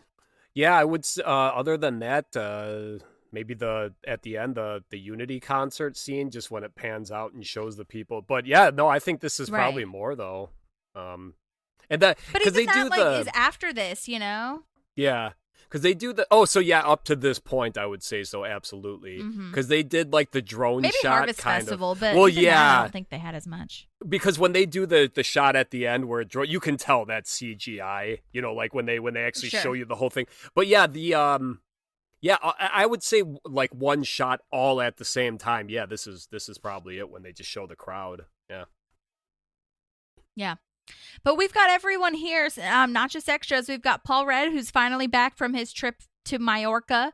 We've got Jen Barkley's back. Purd and Joan Calamezzo moderating is incredible, iconic choice. Beautiful superstars. Love it so much. I love how Bobby's looking around the stage like he's a puppy who's lost. And Jen is like, well, it's a win-win. You know, whatever he does will be great for us. Like, you know, he's either going to look sympathetic or he's going to look really smart. And also, do you know how long this is going to take? Like, it's so beneath her. She's so done. Yeah. Well, it's funny, too, because it's just like Ben. I mean, when she asks how long it's going to take, it's like one of those, like, I can't answer this question for you, you know, but it's like, I think it is also her just kind of overdoing it, showing her irritation with this town, you know, just like, ugh. 100%. I also love how Joan just gets more and more unhinged as the season goes on and the series goes on, like legendary newswoman and newly single. See, did you ever get the feeling that Ben Wyatt just does not like Joan? Because when she says that, the newly single part, obviously he reacts like most people would, you know, because they're just kind of like, wow, that's a weird thing to say. Obviously, anyone who's not from Pawnee. But yeah, like the episode, the one, the Born and Raised, where Tom and Ben go out with her and she gets wasted. Like, how everything she's saying, he just keeps like, she's like, oh, one time, what did she say? Matthew McConaughey said I was cute or whatever. He's like, yeah, that didn't happen. You know, and then the next morning when she comes back and she's like, I'm sorry, I had some bad food. He's like, yeah, that must have been what it is. I just feel like Ben's one of the only people in town that will tell Joan like to her face, like, I don't like you. You know, because like even Leslie, Leslie like idolizes her and Joan just constantly shits on Leslie, like especially in this episode. Yeah, totally. Oh my gosh. So many thoughts on what you said. Yes, I do think that Ben is just like with Lil Sebastian, though. Ben doesn't quite get like the enamor of some of these Pawnee things. First of all, but secondly, yeah, I think that, oh my God, that scene is so good. Mo Collins, who plays Joan Calamezzo, is freaking phenomenal. She improvises so much and she has that whole experience with like sketch comedy and stuff. So that scene also really reminds me of when that line, this was also on the gag reel. Ben and Tom could not stop laughing at, is she going to go powder her vagina? Yeah. But yes, I don't think Ben is fond of her. And now, especially in this episode, Joan is like really taking shots at Leslie. Like straight up, Leslie, I'm looking at you kind of vibes. Well, yeah, and it kind of, like what Maddie said specifically, and I'm just going to kind of share my thoughts on that Leslie's opening statement, which I do think actually, in this situation, it does come. And yeah, I know what she's trying to do, but you listen to the other ones and everyone else just kind of talks about what they're doing. Leslie specifically calls out Bobby Newport. And I do like, though, that it's almost her way of saying, like, you three are nothing to me. Like, she's not saying that because she's not like a bitchy person like that, but her attacking Bobby is because it's just like, you look at the polling, obviously they're the only two who matter, even though at some point Brandy Max is winning in the episode, the final one. But I just I think she was a little aggressive to start off, and but of course, you know, the way he plays it back, it's just like, oh, well, that was mean. You know, and it just gets the crowd on his side, and it's like, damn it. But yeah, so Joan right off the bat there is telling her, yeah, like, looking at you specifically. I mean, like, that one actually is like, I don't think she's picking on her. I mean, like, Leslie literally did just say it. Yeah, I think it's interesting because I feel like if any of the other candidates had done that, no one would have cared. It wouldn't have been as big of a deal. But because it's Leslie doing it, I feel like and I'm not just saying this because I'm a Leslie stan, or maybe I'm subconsciously doing that. I don't know. But I just feel like what she did was what every political person does in a debate. But I do see that side, though, where, because when she was practicing, a part of me almost wonders if she added in that last line, because when she's practicing those opening statements in the first 2 times she says it to Ben, she adds that last line of Bobby Newport thinks he can buy it. She didn't say that in the, like, when she was prepping, like when Ben's like, say your opening line. And so I thought that was really interesting that she adds that on the actual debate. But yeah, she definitely was the one that attacked everybody as opposed to everyone else saying what they were going to do. But she comes straight out the gate because she's ready, I think, so much. But yeah, I hear ya. I will say the rest of these candidates are amazing. First of all, we finally meet them. But secondly, they also see kind of on the same vein as Roadhouse. They didn't age incredibly well, especially with the gun violence and porn. Oh my God. Yeah. But they really cover, I think they did a great job. This is the thing that I think Parks does so well, is like doing the actual commentary on how actual political debates and political, campaigns are, and everybody's stances. They really covered the gamut of everybody. You know, you've got Fester, who's the gun guy, and then what's his face? The animal Rico, guy. Yeah, he's the animal rights Brandy guy. Max. Yeah, and Brandy Max, like free speech and porn and, you know, everything like that. And but one, like, real quick, what you're saying about that, like kind of showing the political side here. I love when Fester Trim, like, they wouldn't, during the montage of them just showing everyone saying things, and he's like, I don't care about that topic, just ask someone else. It's like, yeah, like when you hear things like that, it's just like, man, it's like when it hits too close to home. It's just like, Absolutely. I totally wrote that down as well. Like, just as someone else. That was so good. Yeah, Fester Trim is the one who wants assault rifle vending machines, and goodness gracious, people would support that nowadays. It's insane, actually. It's gotten so out of control.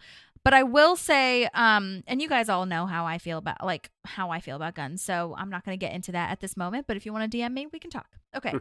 I'll just say I don't want to ban guns. I just think there should be background checks. That's all I'm effing saying.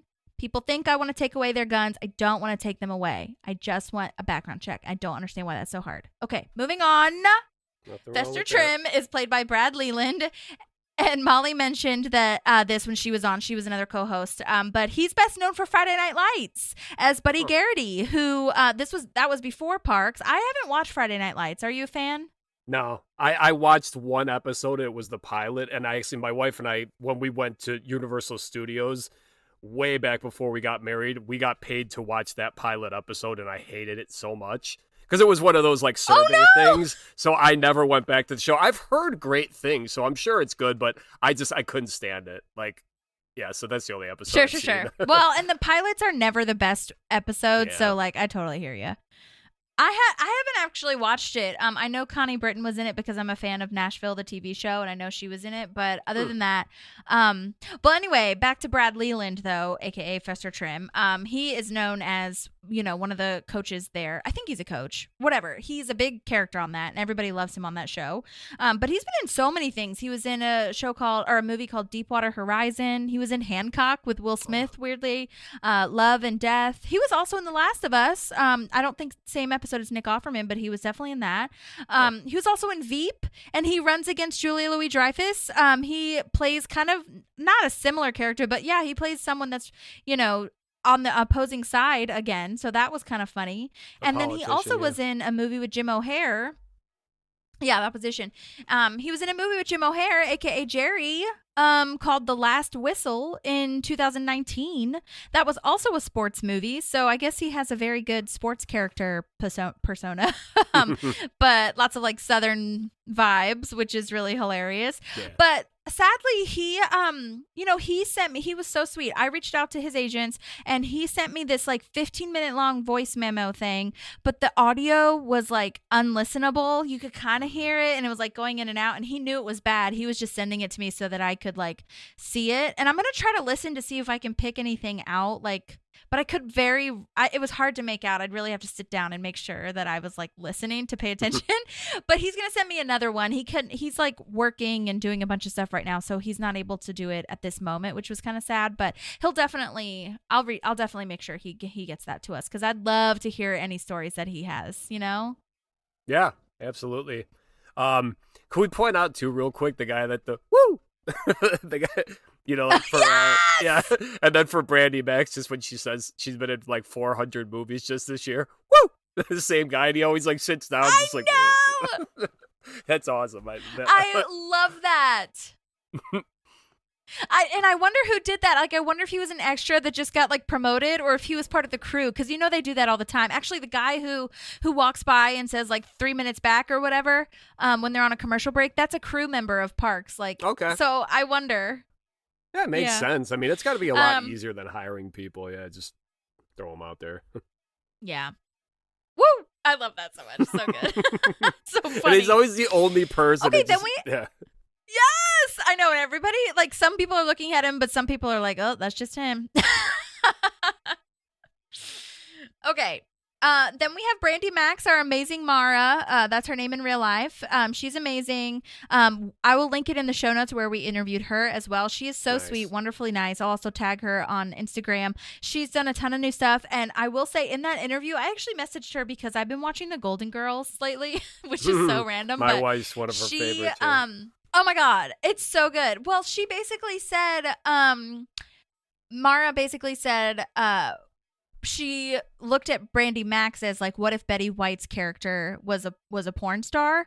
And the more I watch Golden Girls, it's so true, because they're so genuine, a little bit airy, but for the most part, they know what they're doing.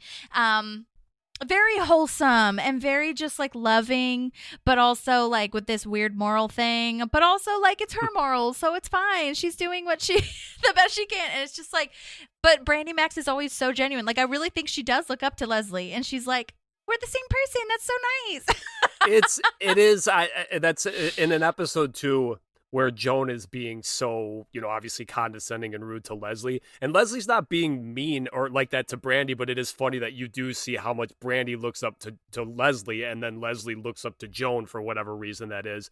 But that's the thing with Brandy that I love, because Leslie always, you know, for obvious reasons, is like, nope, no, we're not the same thing because of the porn thing. But Brandy actually seems like a very nice person, you know, like you just said. And she genuinely looks up to Leslie, so it does kind of suck that we don't get more scenes, I think, with just those two, and maybe Leslie at one point, like, maybe acknowledging Brandy. You know, obviously she would never approve of what she does for a living, but, you know, just the fact that she, like, owns herself, you know, like, she's whatever. Yeah, absolutely. Oh my gosh, amazing. She actually sent a few voice memos, but they were through Instagram. So I'm going to see if I could pull that up and see if you can hear them, because I don't know how to download them or you can't download them. So I'll see if I can play them manually. But before I do want to mention that she's been in a ton of stuff, and she has a new project out called Sunlight, and a couple of upcoming other projects. She was on a Disney, I think it was Disney. She'll talk about it in her voice memos. So I will tag her IMDb so you can keep out an eye for those. Let me just see if you can hear these. Hey, Holly, I just got your email, and I thought it'd be easier to send you a quick little voice note. That's so sweet of you. Thank you so much.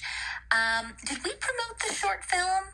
I can't remember, because that is a really kind of fun one, and Jane Lynch is in it. I co-wrote it and produced it, and I'm in it as well, with some other really funny people. Derek Phillips from Friday Night Lights, and Rodney, too, who is also on Parks and Rec. He played Typhoon.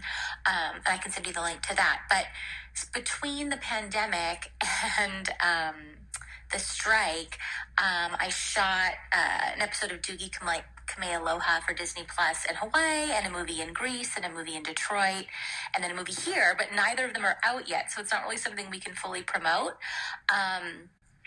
But wanted to keep you posted. And then regarding the debate episode, I'm trying to think if there's any fun anecdotes about that one.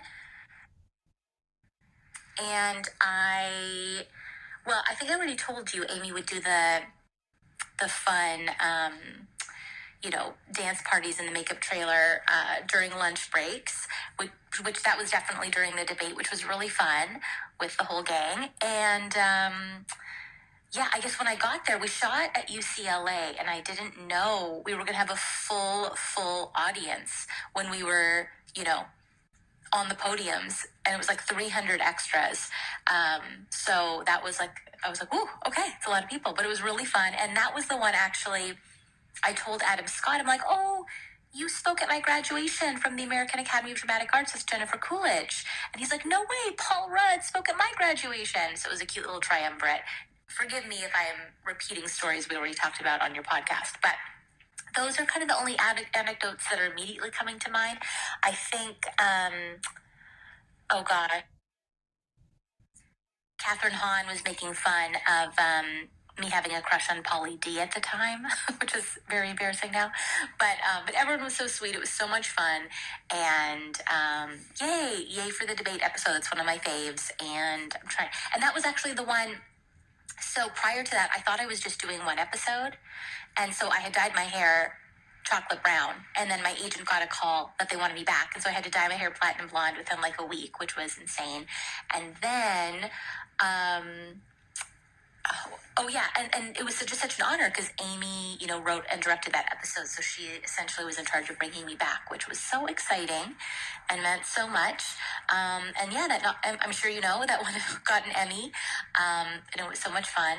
And I'm trying to think if there's any other little tidbits. If I think of anything, I'll let you know. But that's it for now. Hope you're doing great and talk soon. Yay! That was so nice of her. That was awesome. It's funny, too, hearing her voice, but not as Brandy Max. Like you can hear the inflection, but it's, not as bubbly, I guess.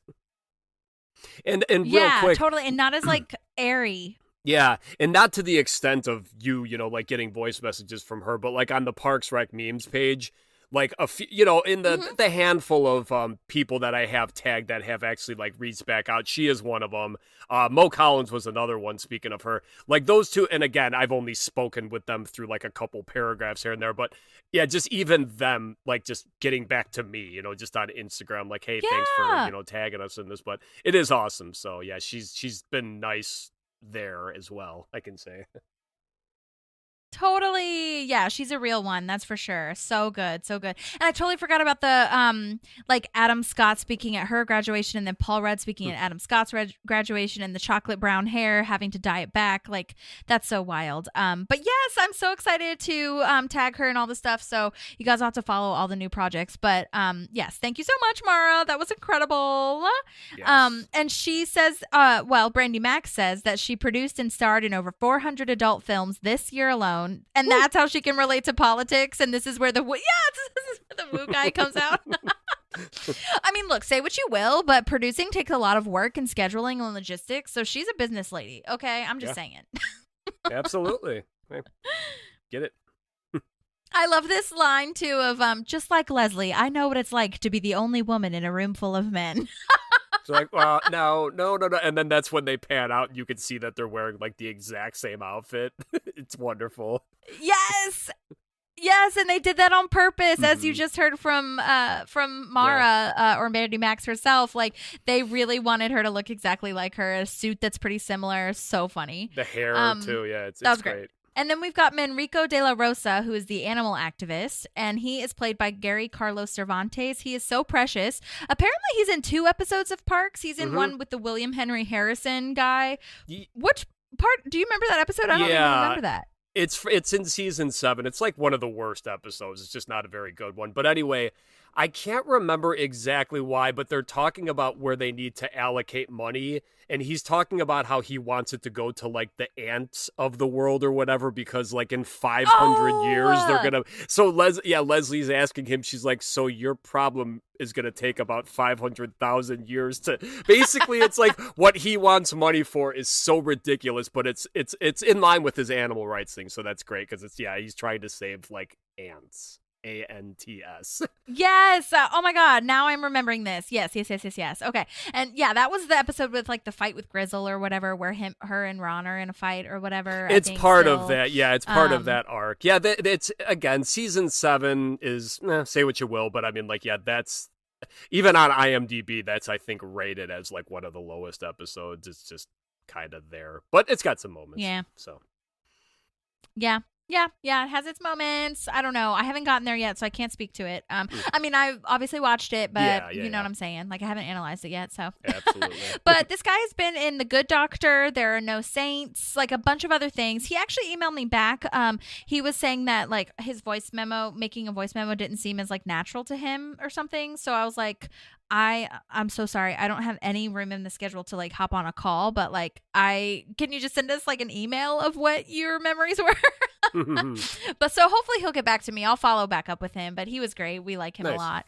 And then this is where Leslie's making her opening statement. And it definitely backfires. Bobby just comes off looking nice, like a little puppy that got his feelings hurt. And, you know, like you were talking about, his opening statement is that he just wants his dad to think he's doing a good job. And the looking at you, Leslie thing comes up. Just so crazy. Also, did you see the title card that under Bobby's name that says he's the SVP or senior vice president of Sweetums? I did not see that. No. Oh my God, I've never noticed it before. And I was just, you know, kind of like you with Cable-tastic. I was just noticing it for the first time ever. And I was like, he works / has an executive position at Sweetums? Yeah, that is funny. Like, I just have to say it because I probably won't be on that episode. But yeah, later on when he wins and purred happily, like tight, it's just like it's like Sweetums Aaron, amateur go-kart champion Bobby Newport. Yes. And now SVP, I guess. Oh my God, hilarious. I thought it would have been nice. I just had to point this out it would have been nice to have Nick Newport Sr. come back and like be in the audience or something. But honestly, I guess it makes sense that he wasn't because he doesn't support his son. So it's okay. Well, also he dies in the next episode, so he's probably in terrible shape right now. Remember in the bus tour episode? Yeah, like when what's her name? Fair. Yeah, so that's a good point though. It would have been nice to see the two of them on screen together because we haven't seen Nick Newport Sr. since like season 2, I think. Yeah, totally. But this is also where Bobby sees his wrecking crew and is like, "Oh my God, who let you in here?" And it's like, "Oh my God." Totally funny. And then Ben is saying like, "Ease back, don't attack as much." Okay. Which makes sense. Okay. But it's still confusing. Everybody's confused. Like, wait, why is Bobby like winning somehow? What? Anyway, this is where Joan is asking a question that they got from Twitter. Oh my God, this was in 2012, which is wild because literally everything comes through social media now. Like, can you imagine Bobby Newport or Leslie like being on a live or something like that? Yeah. And it's funny too because the way Joan brings it up and she's just like, because that's something we do now. Because I actually looked into that. Yes. Like, Twitter went public in 2013, I guess. So it was probably relatively new because like me, like I never even got into the Twitter thing. I was still just like Facebook and Instagram. So I wonder if that was when it was still trying to get there and Parks and Rec was like, well, let's just throw that in there because who knows, maybe it will. But I just love too that the guy's name, and then when Bobby's just like, I just like to say that I feel sorry for Mr. Munchmeat. He's being sympathetic, but when you say he's like Mr. Munchmeat, and also just the name Munchmeat is so good. Absolutely. Yeah, and you know what? Speaking to your point about Twitter, it's interesting because Tom was on Twitter trying to bounce ideas off of what's his ass, the Russell Simmons. Yeah, him. Yeah, that was last week. And then it comes. Yeah, and it comes back because, what was it? Oh yeah, when it's Tom that's driving, and then Donna, like, Tom is like driving and getting a something like a reckless driving or something while he's tweeting, and then Donna gets caught like tweeting something that she shouldn't have on the Parks department. It's all flooding my memory now that we're talking about Twitter on Parks. Yeah. Or I guess I should say X. Oh my God, so stupid. Anyway, I also love the way that Joan reads this because, oh my God, like the number 2 and you, like, all that. Like, Pawnee used to be safe. What will you do to make it safe? That's a really good point that you mentioned that actually, that it, because she's reading differently when it's a number, because at first I was thinking it's just like, does Joe not know how to read? Obviously she's a reporter, totally. So it's like she's got to know how to read, right? But yeah, that's actually, I'm happy you pointed that out, that her inflection is and her tone is changing as there's letters and numbers and whatnot. Yeah. Totally. And I love the Mr. Munchmeat thing. Amazing. All of Bobby's lines are amazing. I'm against crime, and I'm not ashamed to admit it. And people are just like, yeah, that's our guy. That's our guy. I think that's the time when Ben gets the most pissed off, when they show him off on the side. He's just like, come on. Yeah. Totally. I'm against crime, and I'm not. And I love this. Exactly. And I just love it too, because it's that commentary on how politicians never actually answer the question of like, how are you going to make Pawnee safer? He's just like, I'm against crime. That's that. Yeah. So good. Also, he talks about someone stealing his downhill skis to try to relate to this guy, to Mr. Munchmeat. Yeah. First of all, that's not relatable. Secondly, are there such a thing as uphill skis? Why are you calling them downhill skis? Is that a thing? I'm not a skier. That's a very good point. Yeah. Yeah, it's a little redundant actually to say downhill ski. Yeah.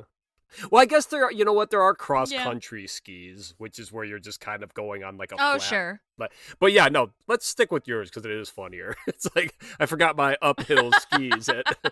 Right.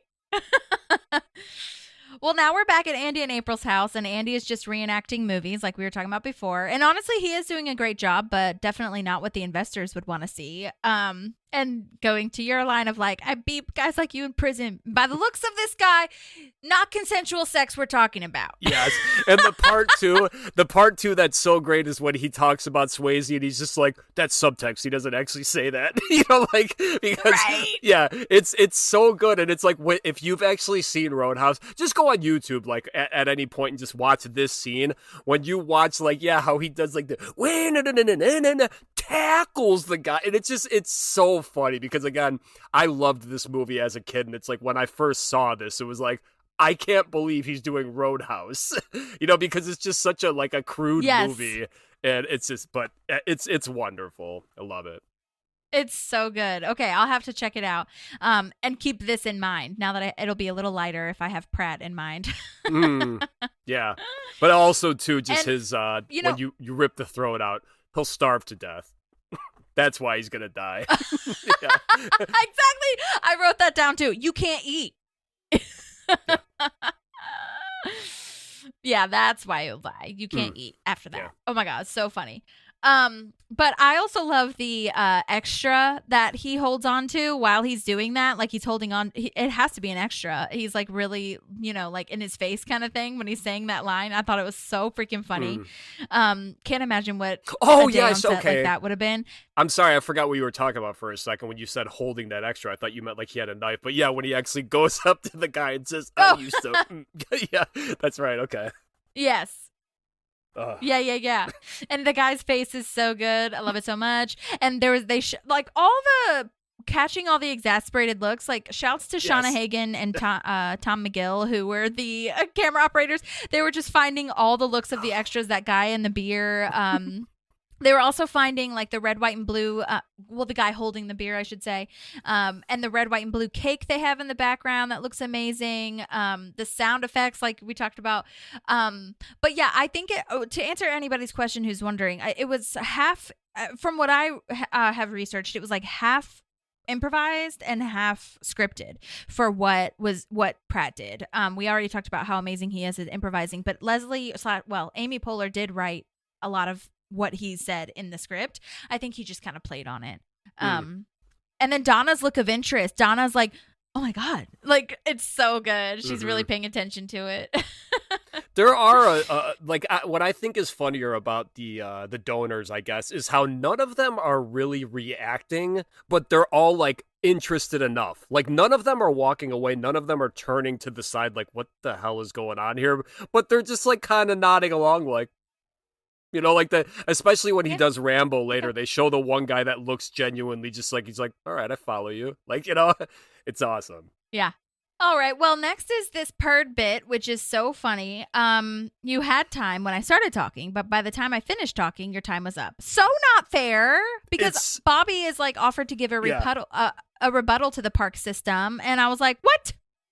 It's so frustrating. Just wait, I'm out of time now. Well, yes. You weren't then, but as I'm talking now, right? And and you can see Joan looking over at the clock too, just kind of like, yeah, it's going down. Yeah, it is awesome. Mm-hmm. Oh my God. I was also really mad at Bobby because, well, just for the same reason that Leslie is, because Leslie kind of rebuts by saying, like, some of us believe that you should have to roll up your sleeves and clean it yourself. Not everybody has a maid if something is dirty. And I was just like, yeah, Bobby, you know nothing of cleaning. How dare you? Like, get out of here. But I also love that he is so oblivious to the fact that his maid is not going to come up, or his nanny or whoever is not going to come clean the park. But he acts like she is. It's so funny. Mm-hmm. Yeah, Yolanda. She's not going to clean his room, no mas. Yolanda. And then he's like, so when she finally gave in and cleaned my room, it's like, that's how it ends. She finally just gave in and cleaned his room. So he still didn't do it. Right. Exactly. That is so funny. Paul Rudd does a great job of that too. And I love when Brandy chimes in. I would like to say Leslie and I do the work ourselves. I have sex with men and women on camera. And then this is where Joan is like, yeah, basically proving Leslie and Brandy are the same person. So good. So now we are with the spin team. Tom is being a super bummer and making Leslie look bad, and Chris kind of saves it, which is so annoying. Tom, he's like slumped over in his chair. It's so frustrating to me. But go ahead. Yeah, no, his body language, obviously, it's just, yes, because he's doing the thing where he's like sitting like a pencil but in a chair, so it's like, yeah, but this is another part where you're just so frustrated, and like I don't find like any humor in this, because it's just, to me, it's like human beings don't act like this. And I mean, like, that's so it's just it's hard to watch, because it's like you love that Anne's just like, excuse me, and like has to do this in front of all these people who are clearly just watching. She just again manhandled him and kind of pulled him off to the side. But then when it just his explanation and how it's like, I just it annoys me whenever we're kind of like made to feel sympathetic for Tom. Like how Anne's just like, oh my God, just kind of like, you're such a lovable doofus. Like one of those, and it's like, oh, I hate this. Yeah. No, I totally get that. And I also was wondering about like, well, we'll get there when we get there, but like, I was wondering if Anne is like saying, no, I didn't get back together with Chris, just so that Tom will stop being such a doofus and like get back up there, because especially for how much Leslie has done for Tom, and like, and so I kind of wonder, like, I feel like it's Anne to do both. Like, I see both sides of Anne. Like, Anne could have definitely just been like, I don't know if I'm ever going to date ever again. and you are included in that. But also, can you just like stop being an idiot and help Leslie, because we're dying, That's a great point. I never thought of that. Yeah, that might have just been like kind of the, sure, just tell him what he wants to hear for the time being. So, and then also just like, I have to say, like, how he ends it, vote for me to be your boyfriend. It's like, woof. Like, oh, I just hate it. I know. Yeah, that's a tough one. It's a tough one. I just don't understand why Tom's fighting so hard for this. Like, you know that you guys aren't meant to be together. Especially, it should have been over after Donna's lake house. Like, especially because they don't have anything in common. And she's just saying, and we've talked about this before on the podcast with other co-hosts, like, he just wants her because she's hot, I think. Yeah. And like, yeah, he thinks that she's smart and stuff, but like, and she's out of his league. But a lot of it's just like, well, we don't have anything in common, but she's really hot and she's my dream girl. And I'm like, stop it. Yeah, it seems like the only times Tom is genuine with Anne and like nice is when they're not together.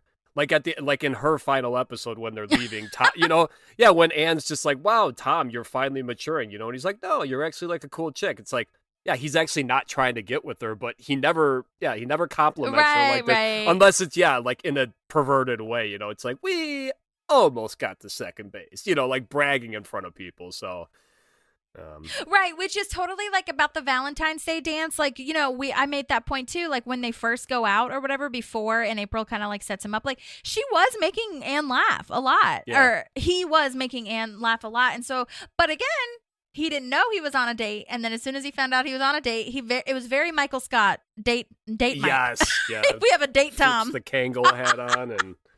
Jeez, that's a good point. I like that. It's a great comparison. Like, okay, so the guy who is the reporter at the spin team is named James Conner in real life, and he actually comes back. I knew he looked familiar, but he's been in Parks for 4 episodes. He actually comes back in the next episode and the one after that for the actual election, and he comes back in Donna and Joe, which is funny.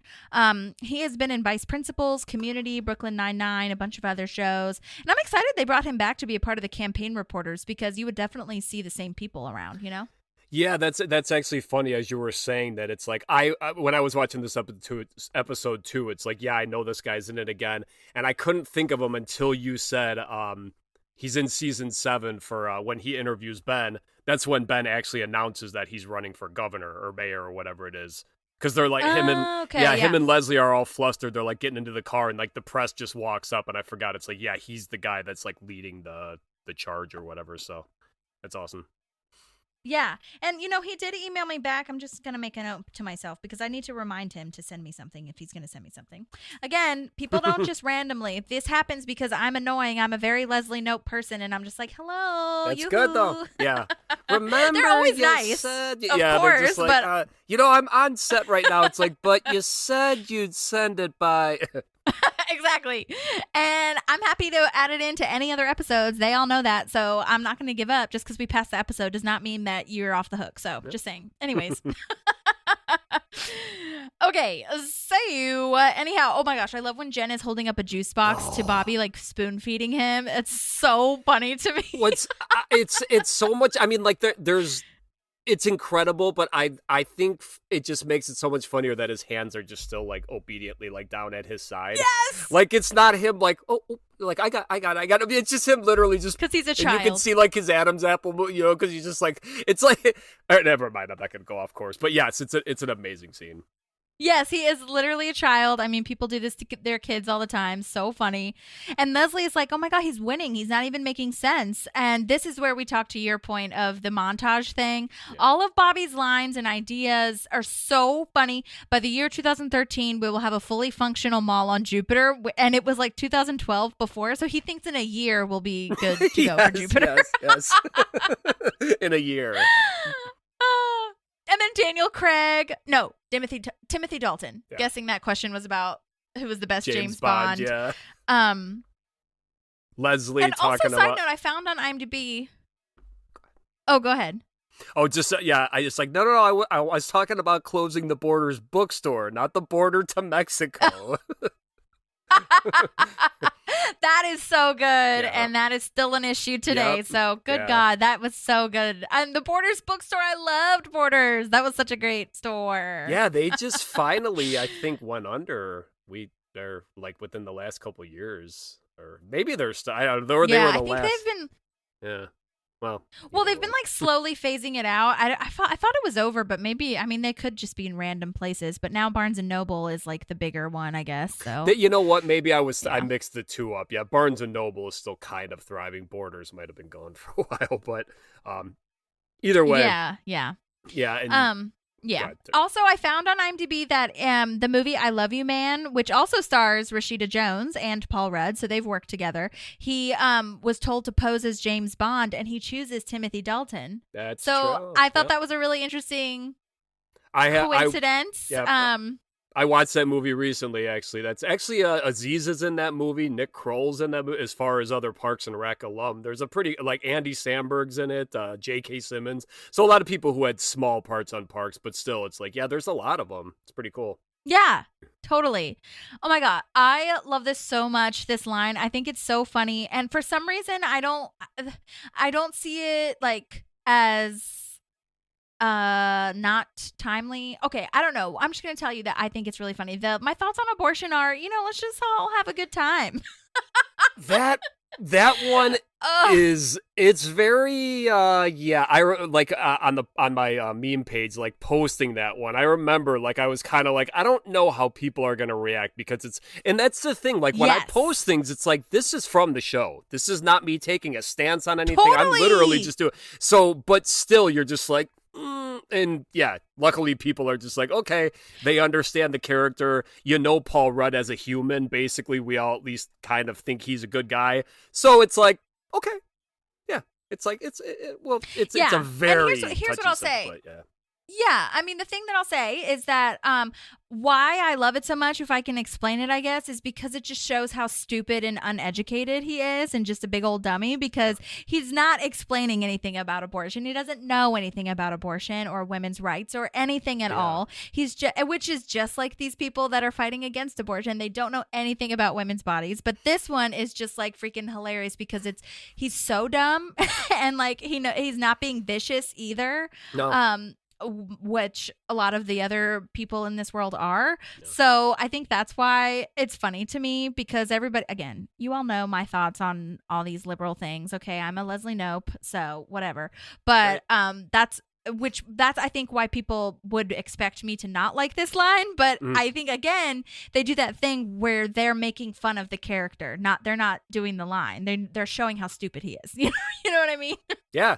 And again, I mean, like I'm happy you brought that up. And I guess obviously it's not like I thought I was the only one who thought this was a controversial line, but yeah, it's I like the way you explained it too, because actually, like it almost, the way that Bobby, how he just completely skirts around the question, it does almost remind me of Fester Trim just being like, I don't care about that, just ask someone else. Like, that's Bobby's way of maybe. However, he probably answered so many questions just like, yeah, cool, sounds like a good time. When you think about it, he probably answered a ton like that. Right, totally.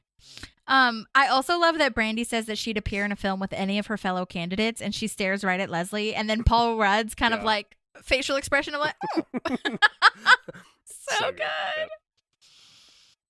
Oh my God, Jen's line of first of all, she has a surprisey wisey ace in the hole, because Ben is like, why aren't you surprised about this? But her line of like, does that guy Chris Traeger have a girlfriend, and is his penis normal?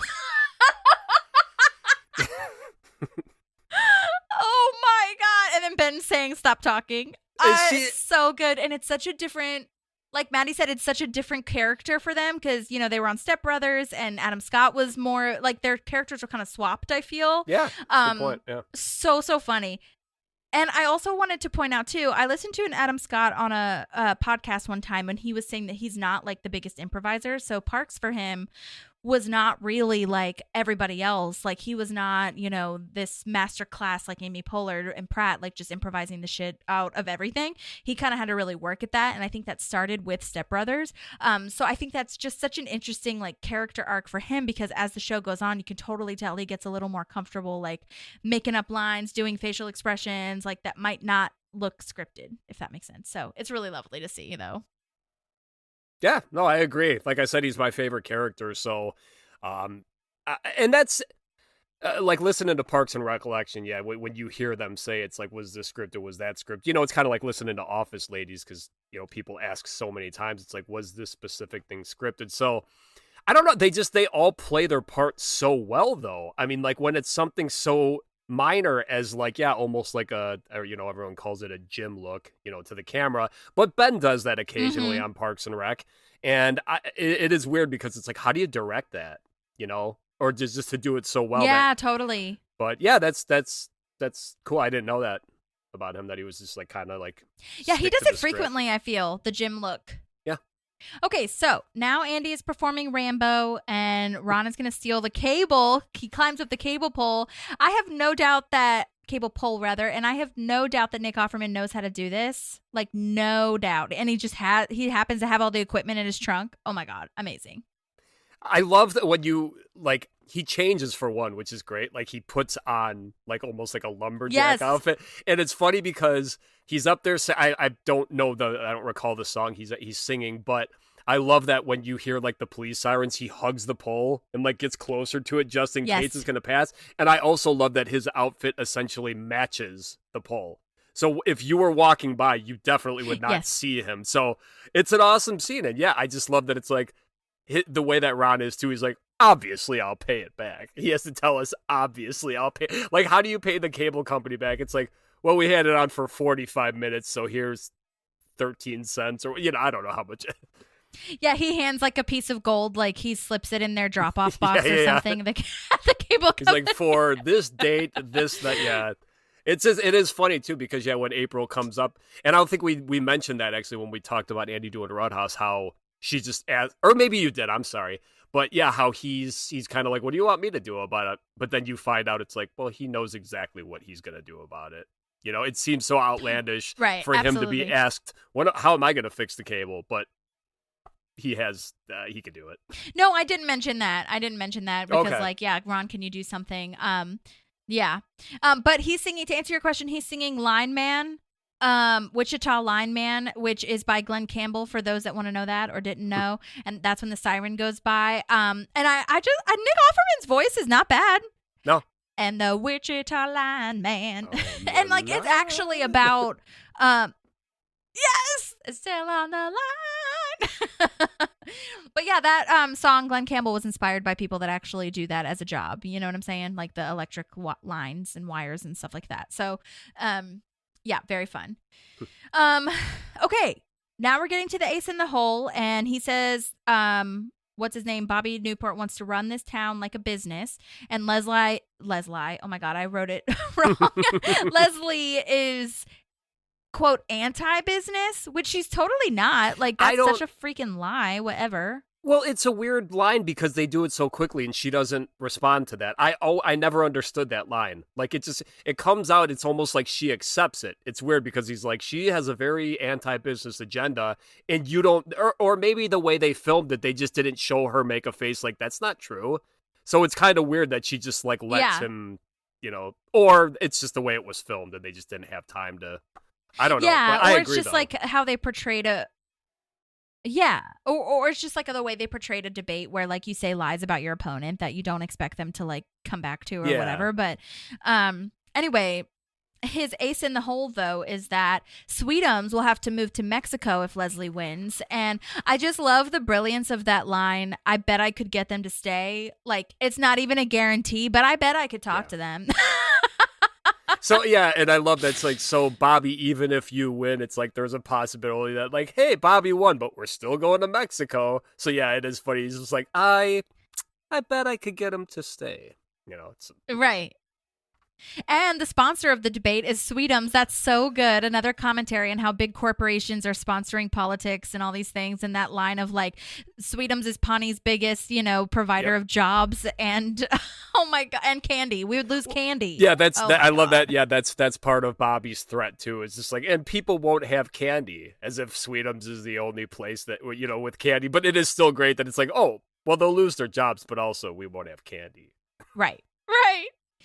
This is where the guy that says 1 minute back, who's the stage manager guy, and that was a crew member of Parks. So fun. He's gone on to work with a bunch of other people. I think they said his name was Laszlo, something along those lines. So I'm so sorry if that's wrong, but shouts to you. And Leslie saying, I want to attack him. And Ben's kind of freaking out. Like, he can't handle it. And this is another, again, brilliant display of their teamwork, like how well they work together, balancing each other out, because he's like breathing hard, going crazy, his veins popping out, and she's calm, whereas before he was the more calm one. Mm-hmm. And I just love her confidence, her performance here. Amy Poehler does such a good job of like, I can crush him. Like, I'm confident, but I'm also gentle, and I'm just like, I can do this. And then Ben finally like gets to her side and is like, okay, kick his ass. It's so good. It is. It's great acting because, like, Leslie it does look for a second like maybe she is like, okay, fine, I'll ease back. But, I mean, she doesn't start walking. Like, she has this in mind, but I do love that it's like she listens to Ben. She contemplates it, but it's just like, nah. She's like, I can crush him. Like, and Ben sees that immediately. He's just like, he doesn't try to, no, listen. It's just like, all right, do it. And she does, and it's wonderful. Okay. Yeah, that's such a good point. I think a lot of people would have been swayed by their campaign manager to just like back off kind of thing. But she was like, no, I can do it. Like, yeah. So I'm really glad she stood her ground on that. And I love Bobby's closing statement. Like, you tell me. That's what I'm counting on. You telling me like how to run the town. It's so funny. Yeah. And then, of course, holy shit, Leslie, that was awesome. For the... I know, so good. Oh, my God. Amazing. But before that, Andy is acting out Babe. Oh, my God. Remember the movie Babe? Oh, yeah. So good. Donna's crying. I feel like I had that on VHS at some point. So good. Yeah, that's... Yes! I don't know if I've ever seen Babe, to be 100% honest with you. I feel terrible. Or its sequel, Babe, Pig in the City. But, yeah, that name. Well, the fact that he does Roadhouse, Babe, and then Rambo. Again, Rambo, I don't know if he's not talking about the first Rambo, like the one from the 80s. He's talking about the 2004 version. It's obviously Stallone, but that's also just called Rambo, so it can be a little confusing. Another movie, like Roadhouse is at least kind of fun. This Rambo movie is like gross. Like it's like about like a problem in Burma.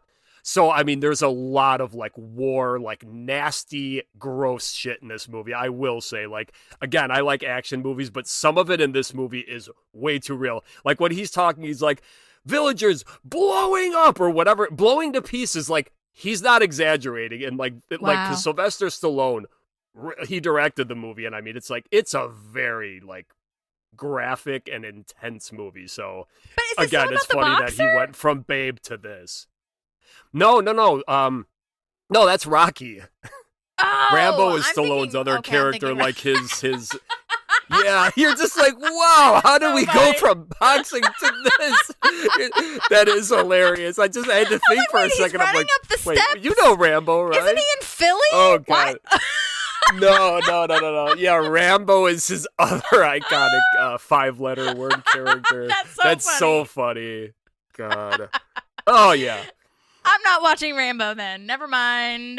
Yeah, no, it's tough to watch. It's a brutal movie. It's like shot well, and there's like money behind it, but yeah, it's just kind of like, fuck, dude. It's like, it's a bit much.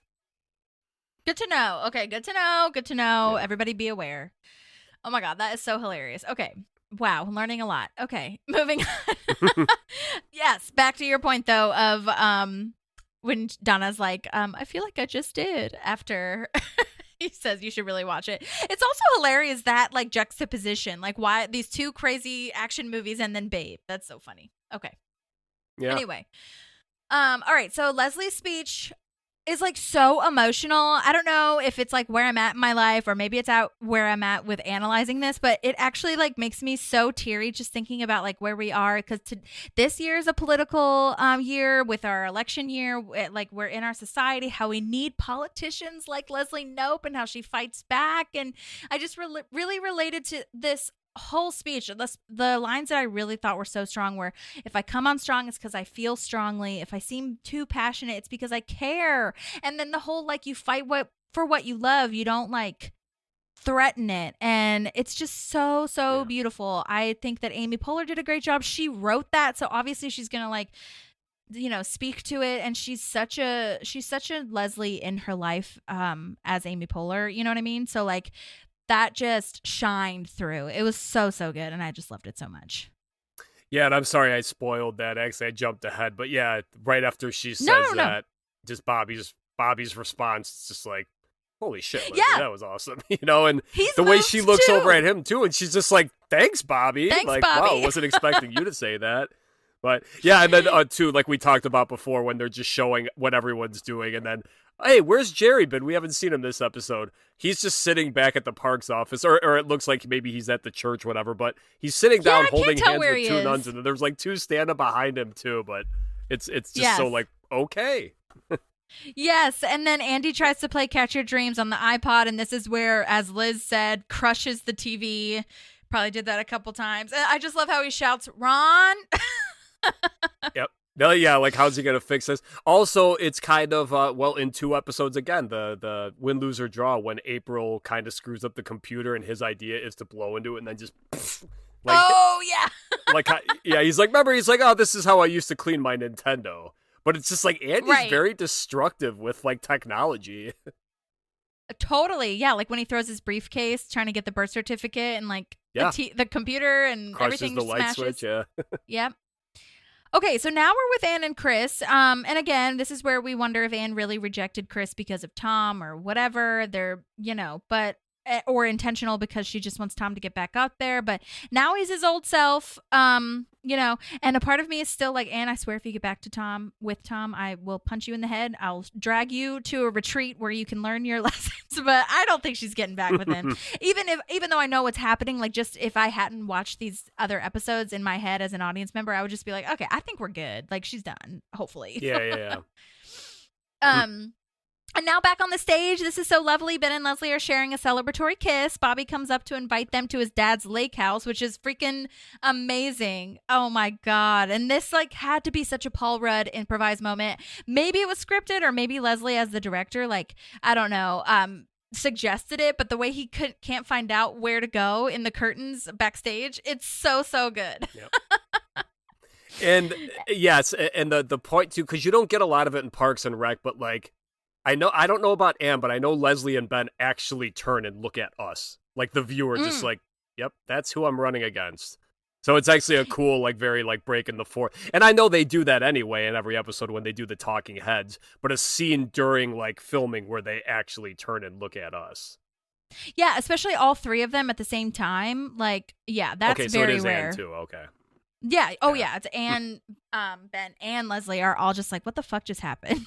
What? Amazing. Okay, so this is where the tag comes of Rambo. We already talked about that. Okay, I love this though, where they go upriver. Does not go well. I love that so much. Yep. That's where they end it. And he is right. Like I said, it's oh my God, that is hilarious. I'm just gonna keep thinking it's Rocky. That'll be fine. Oh God, that is so funny. It's just no, Rocky's an uplifting, fun, PG movie, and Rambo is just no, it's a totally war veteran different. With PTSD, and it's just it's very different. God, I didn't realize Sylvester Stallone was in the Guardians of the Galaxy. I haven't seen those movies in a long time, but yeah, he on IMDb it says he's in them, or at least one of them. Yeah, he's no, he's in the second and third one. Yeah, he's one of the Ravagers. Okay. Anyway. Okay, gotcha. He's a space pirate, basically. Okay, gotcha. He's in this new movie on TV show on Paramount called Tulsa King. Have you heard of this? I have, and my brother and my dad, I think, have watched it, and they're really into those kind of they love Reacher, which is just kind of a one-man ass-kicking crew, whatever. But yeah. I'm just not really interested in this show. And also, the mafia vibes, yeah, I don't it just doesn't. I understand he's supposed to be a badass, and he still looks great for his age, but I just don't want to see a 70-year-old guy trying to be muscling around and strong-arming people. It just doesn't look interesting to me. I'm sorry, I hate to, but yeah. No. I mean, I kind of feel that way regardless of if they're 70 or not. I'm not a huge mafia person or mob person, although I haven't really watched the HBO show, the mafia one. What's it called? Oh my God, I'm the worst. How am I? The Sopranos. Yes. Oh my God, I could not think of that. What is wrong with me? But I've heard that's a really wonderful show, so I need to start watching that. But yeah, it's just I can respect it, and I'm sure that so much goes into those shows, especially with explosions and fight choreography and all that shit. But yeah. Anyways, but that tag is great, and my final thoughts on this episode are just that speech is so moving and so beautiful, and if I had not seen the last two episodes of this, I would just be oh my God, that was an amazing episode. I can't wait to see where she goes now, because I mean, Paul Rudd is just fucking crazy, and you're he could win, but also I really love that she kind of tipped the scales, and Jen Barkley, we didn't even talk about that, but Jen Barkley was oh my God, I can't believe I'm representing this dumbass, Yeah, and she said earlier too, when she actually says to Ben, she's hey, after a rough start, it looks like your girl's doing pretty well. So she's actually kind of, maybe feeling a little bit of the burn, even though she does have the surprisey wisey. But yeah, at the end when Bobby essentially tells her, "Hey, you just won the debate," and she's just kind of like, "Ah, shit." Right, totally. Oh my God, so good. But yeah, okay, well, that was the debate. If you have any other questions, please let us know. And obviously, I will follow up with all of these other characters so that we can hopefully get a little bit of their memories and things like that. Don't forget to rate and review both of the podcasts, Park Pals Podcast on Instagram, Citizens of Pawnee, or the Parks Rec memes. I'll tag both of them. We just want to spread the word so much. It's so funny how like random people will like comment on either TikTok or Instagram, and I'm just like, oh, okay, I guess it is reaching some people, even if it's just one person. It's so wonderful. I love it so much. It's so much fun, and that's why, like, and I probably talked about it last time I was on, but when you reached out and like just how genuinely like excited I was just to talk about someone who like loves the show as much as I do, because I have people in my life who I've gotten into the show, but those are most of the people who listen to my show just to kind of support me. But I think even them, it's like, dude, I still can't hold a conversation with you like this. So on Instagram and on the socials and whatnot, people, like on the Parks Rec meme, like actually, and I know this episode is going to be long past like when people hear this, but I just started. Actually, you should check it out, Holly, on the Instagram. I'm doing like a March Madness thing now. Oh, I voted today. 32. Oh, awesome. Cool. All right. So yeah, I've done them before, but I've only done 16 characters. So I'm doing 32 for this one. So wow. Yeah, and it's just the side characters because, obviously like putting like Ron and Leslie in there isn't fair. So yeah. But I'm pretty sure, and I'll call it now. You'll see in a week or whatever, Ben Schwartz will win. John Ralphio, I bet. Oh my God. Okay. Yes, for those of you who are unaware of what we're talking about, it's a March Madness moment, except for it's with all Parks characters. And what was hard for me was what was it? Who did you put against Dr. Harris? You put someone against him, and I was like, oh, it was, that was a tough one. I think it was Jen Barkley, actually. Yes, that's what it was. I was like, how do I vote? Because I love both of them so much. I was so close to picking Dr. Harris, and then I was like, I can't not choose Jen Barkley. But Dr. Harris is the best. Yeah, he's what is with Dr. Harris? So obviously, like the world, the largest penis one with Jerry, but for me, I think my favorite interaction is Chris telling him, he's like, you are literally the meanest person I've ever met. So good. It's so good. I love it so much. Okay, well, thank you all for listening and for sticking around. Again, keep us posted, and we'll be around next week or whenever we're around. Follow us on all the social medias and subscribe and do all the things. But otherwise, we will see you next week. Thank you, Bryon, for coming on. This was so fun. Thank you for having me. I had a lot of fun as well. This is a very long episode, so... This is like the longest I might I've cut ever it in talked two. about Parks, and I loved it. Either way, thank you for having me. It was a blast. Great episode. Yay! Okay, guys. We'll talk to you soon. Bye.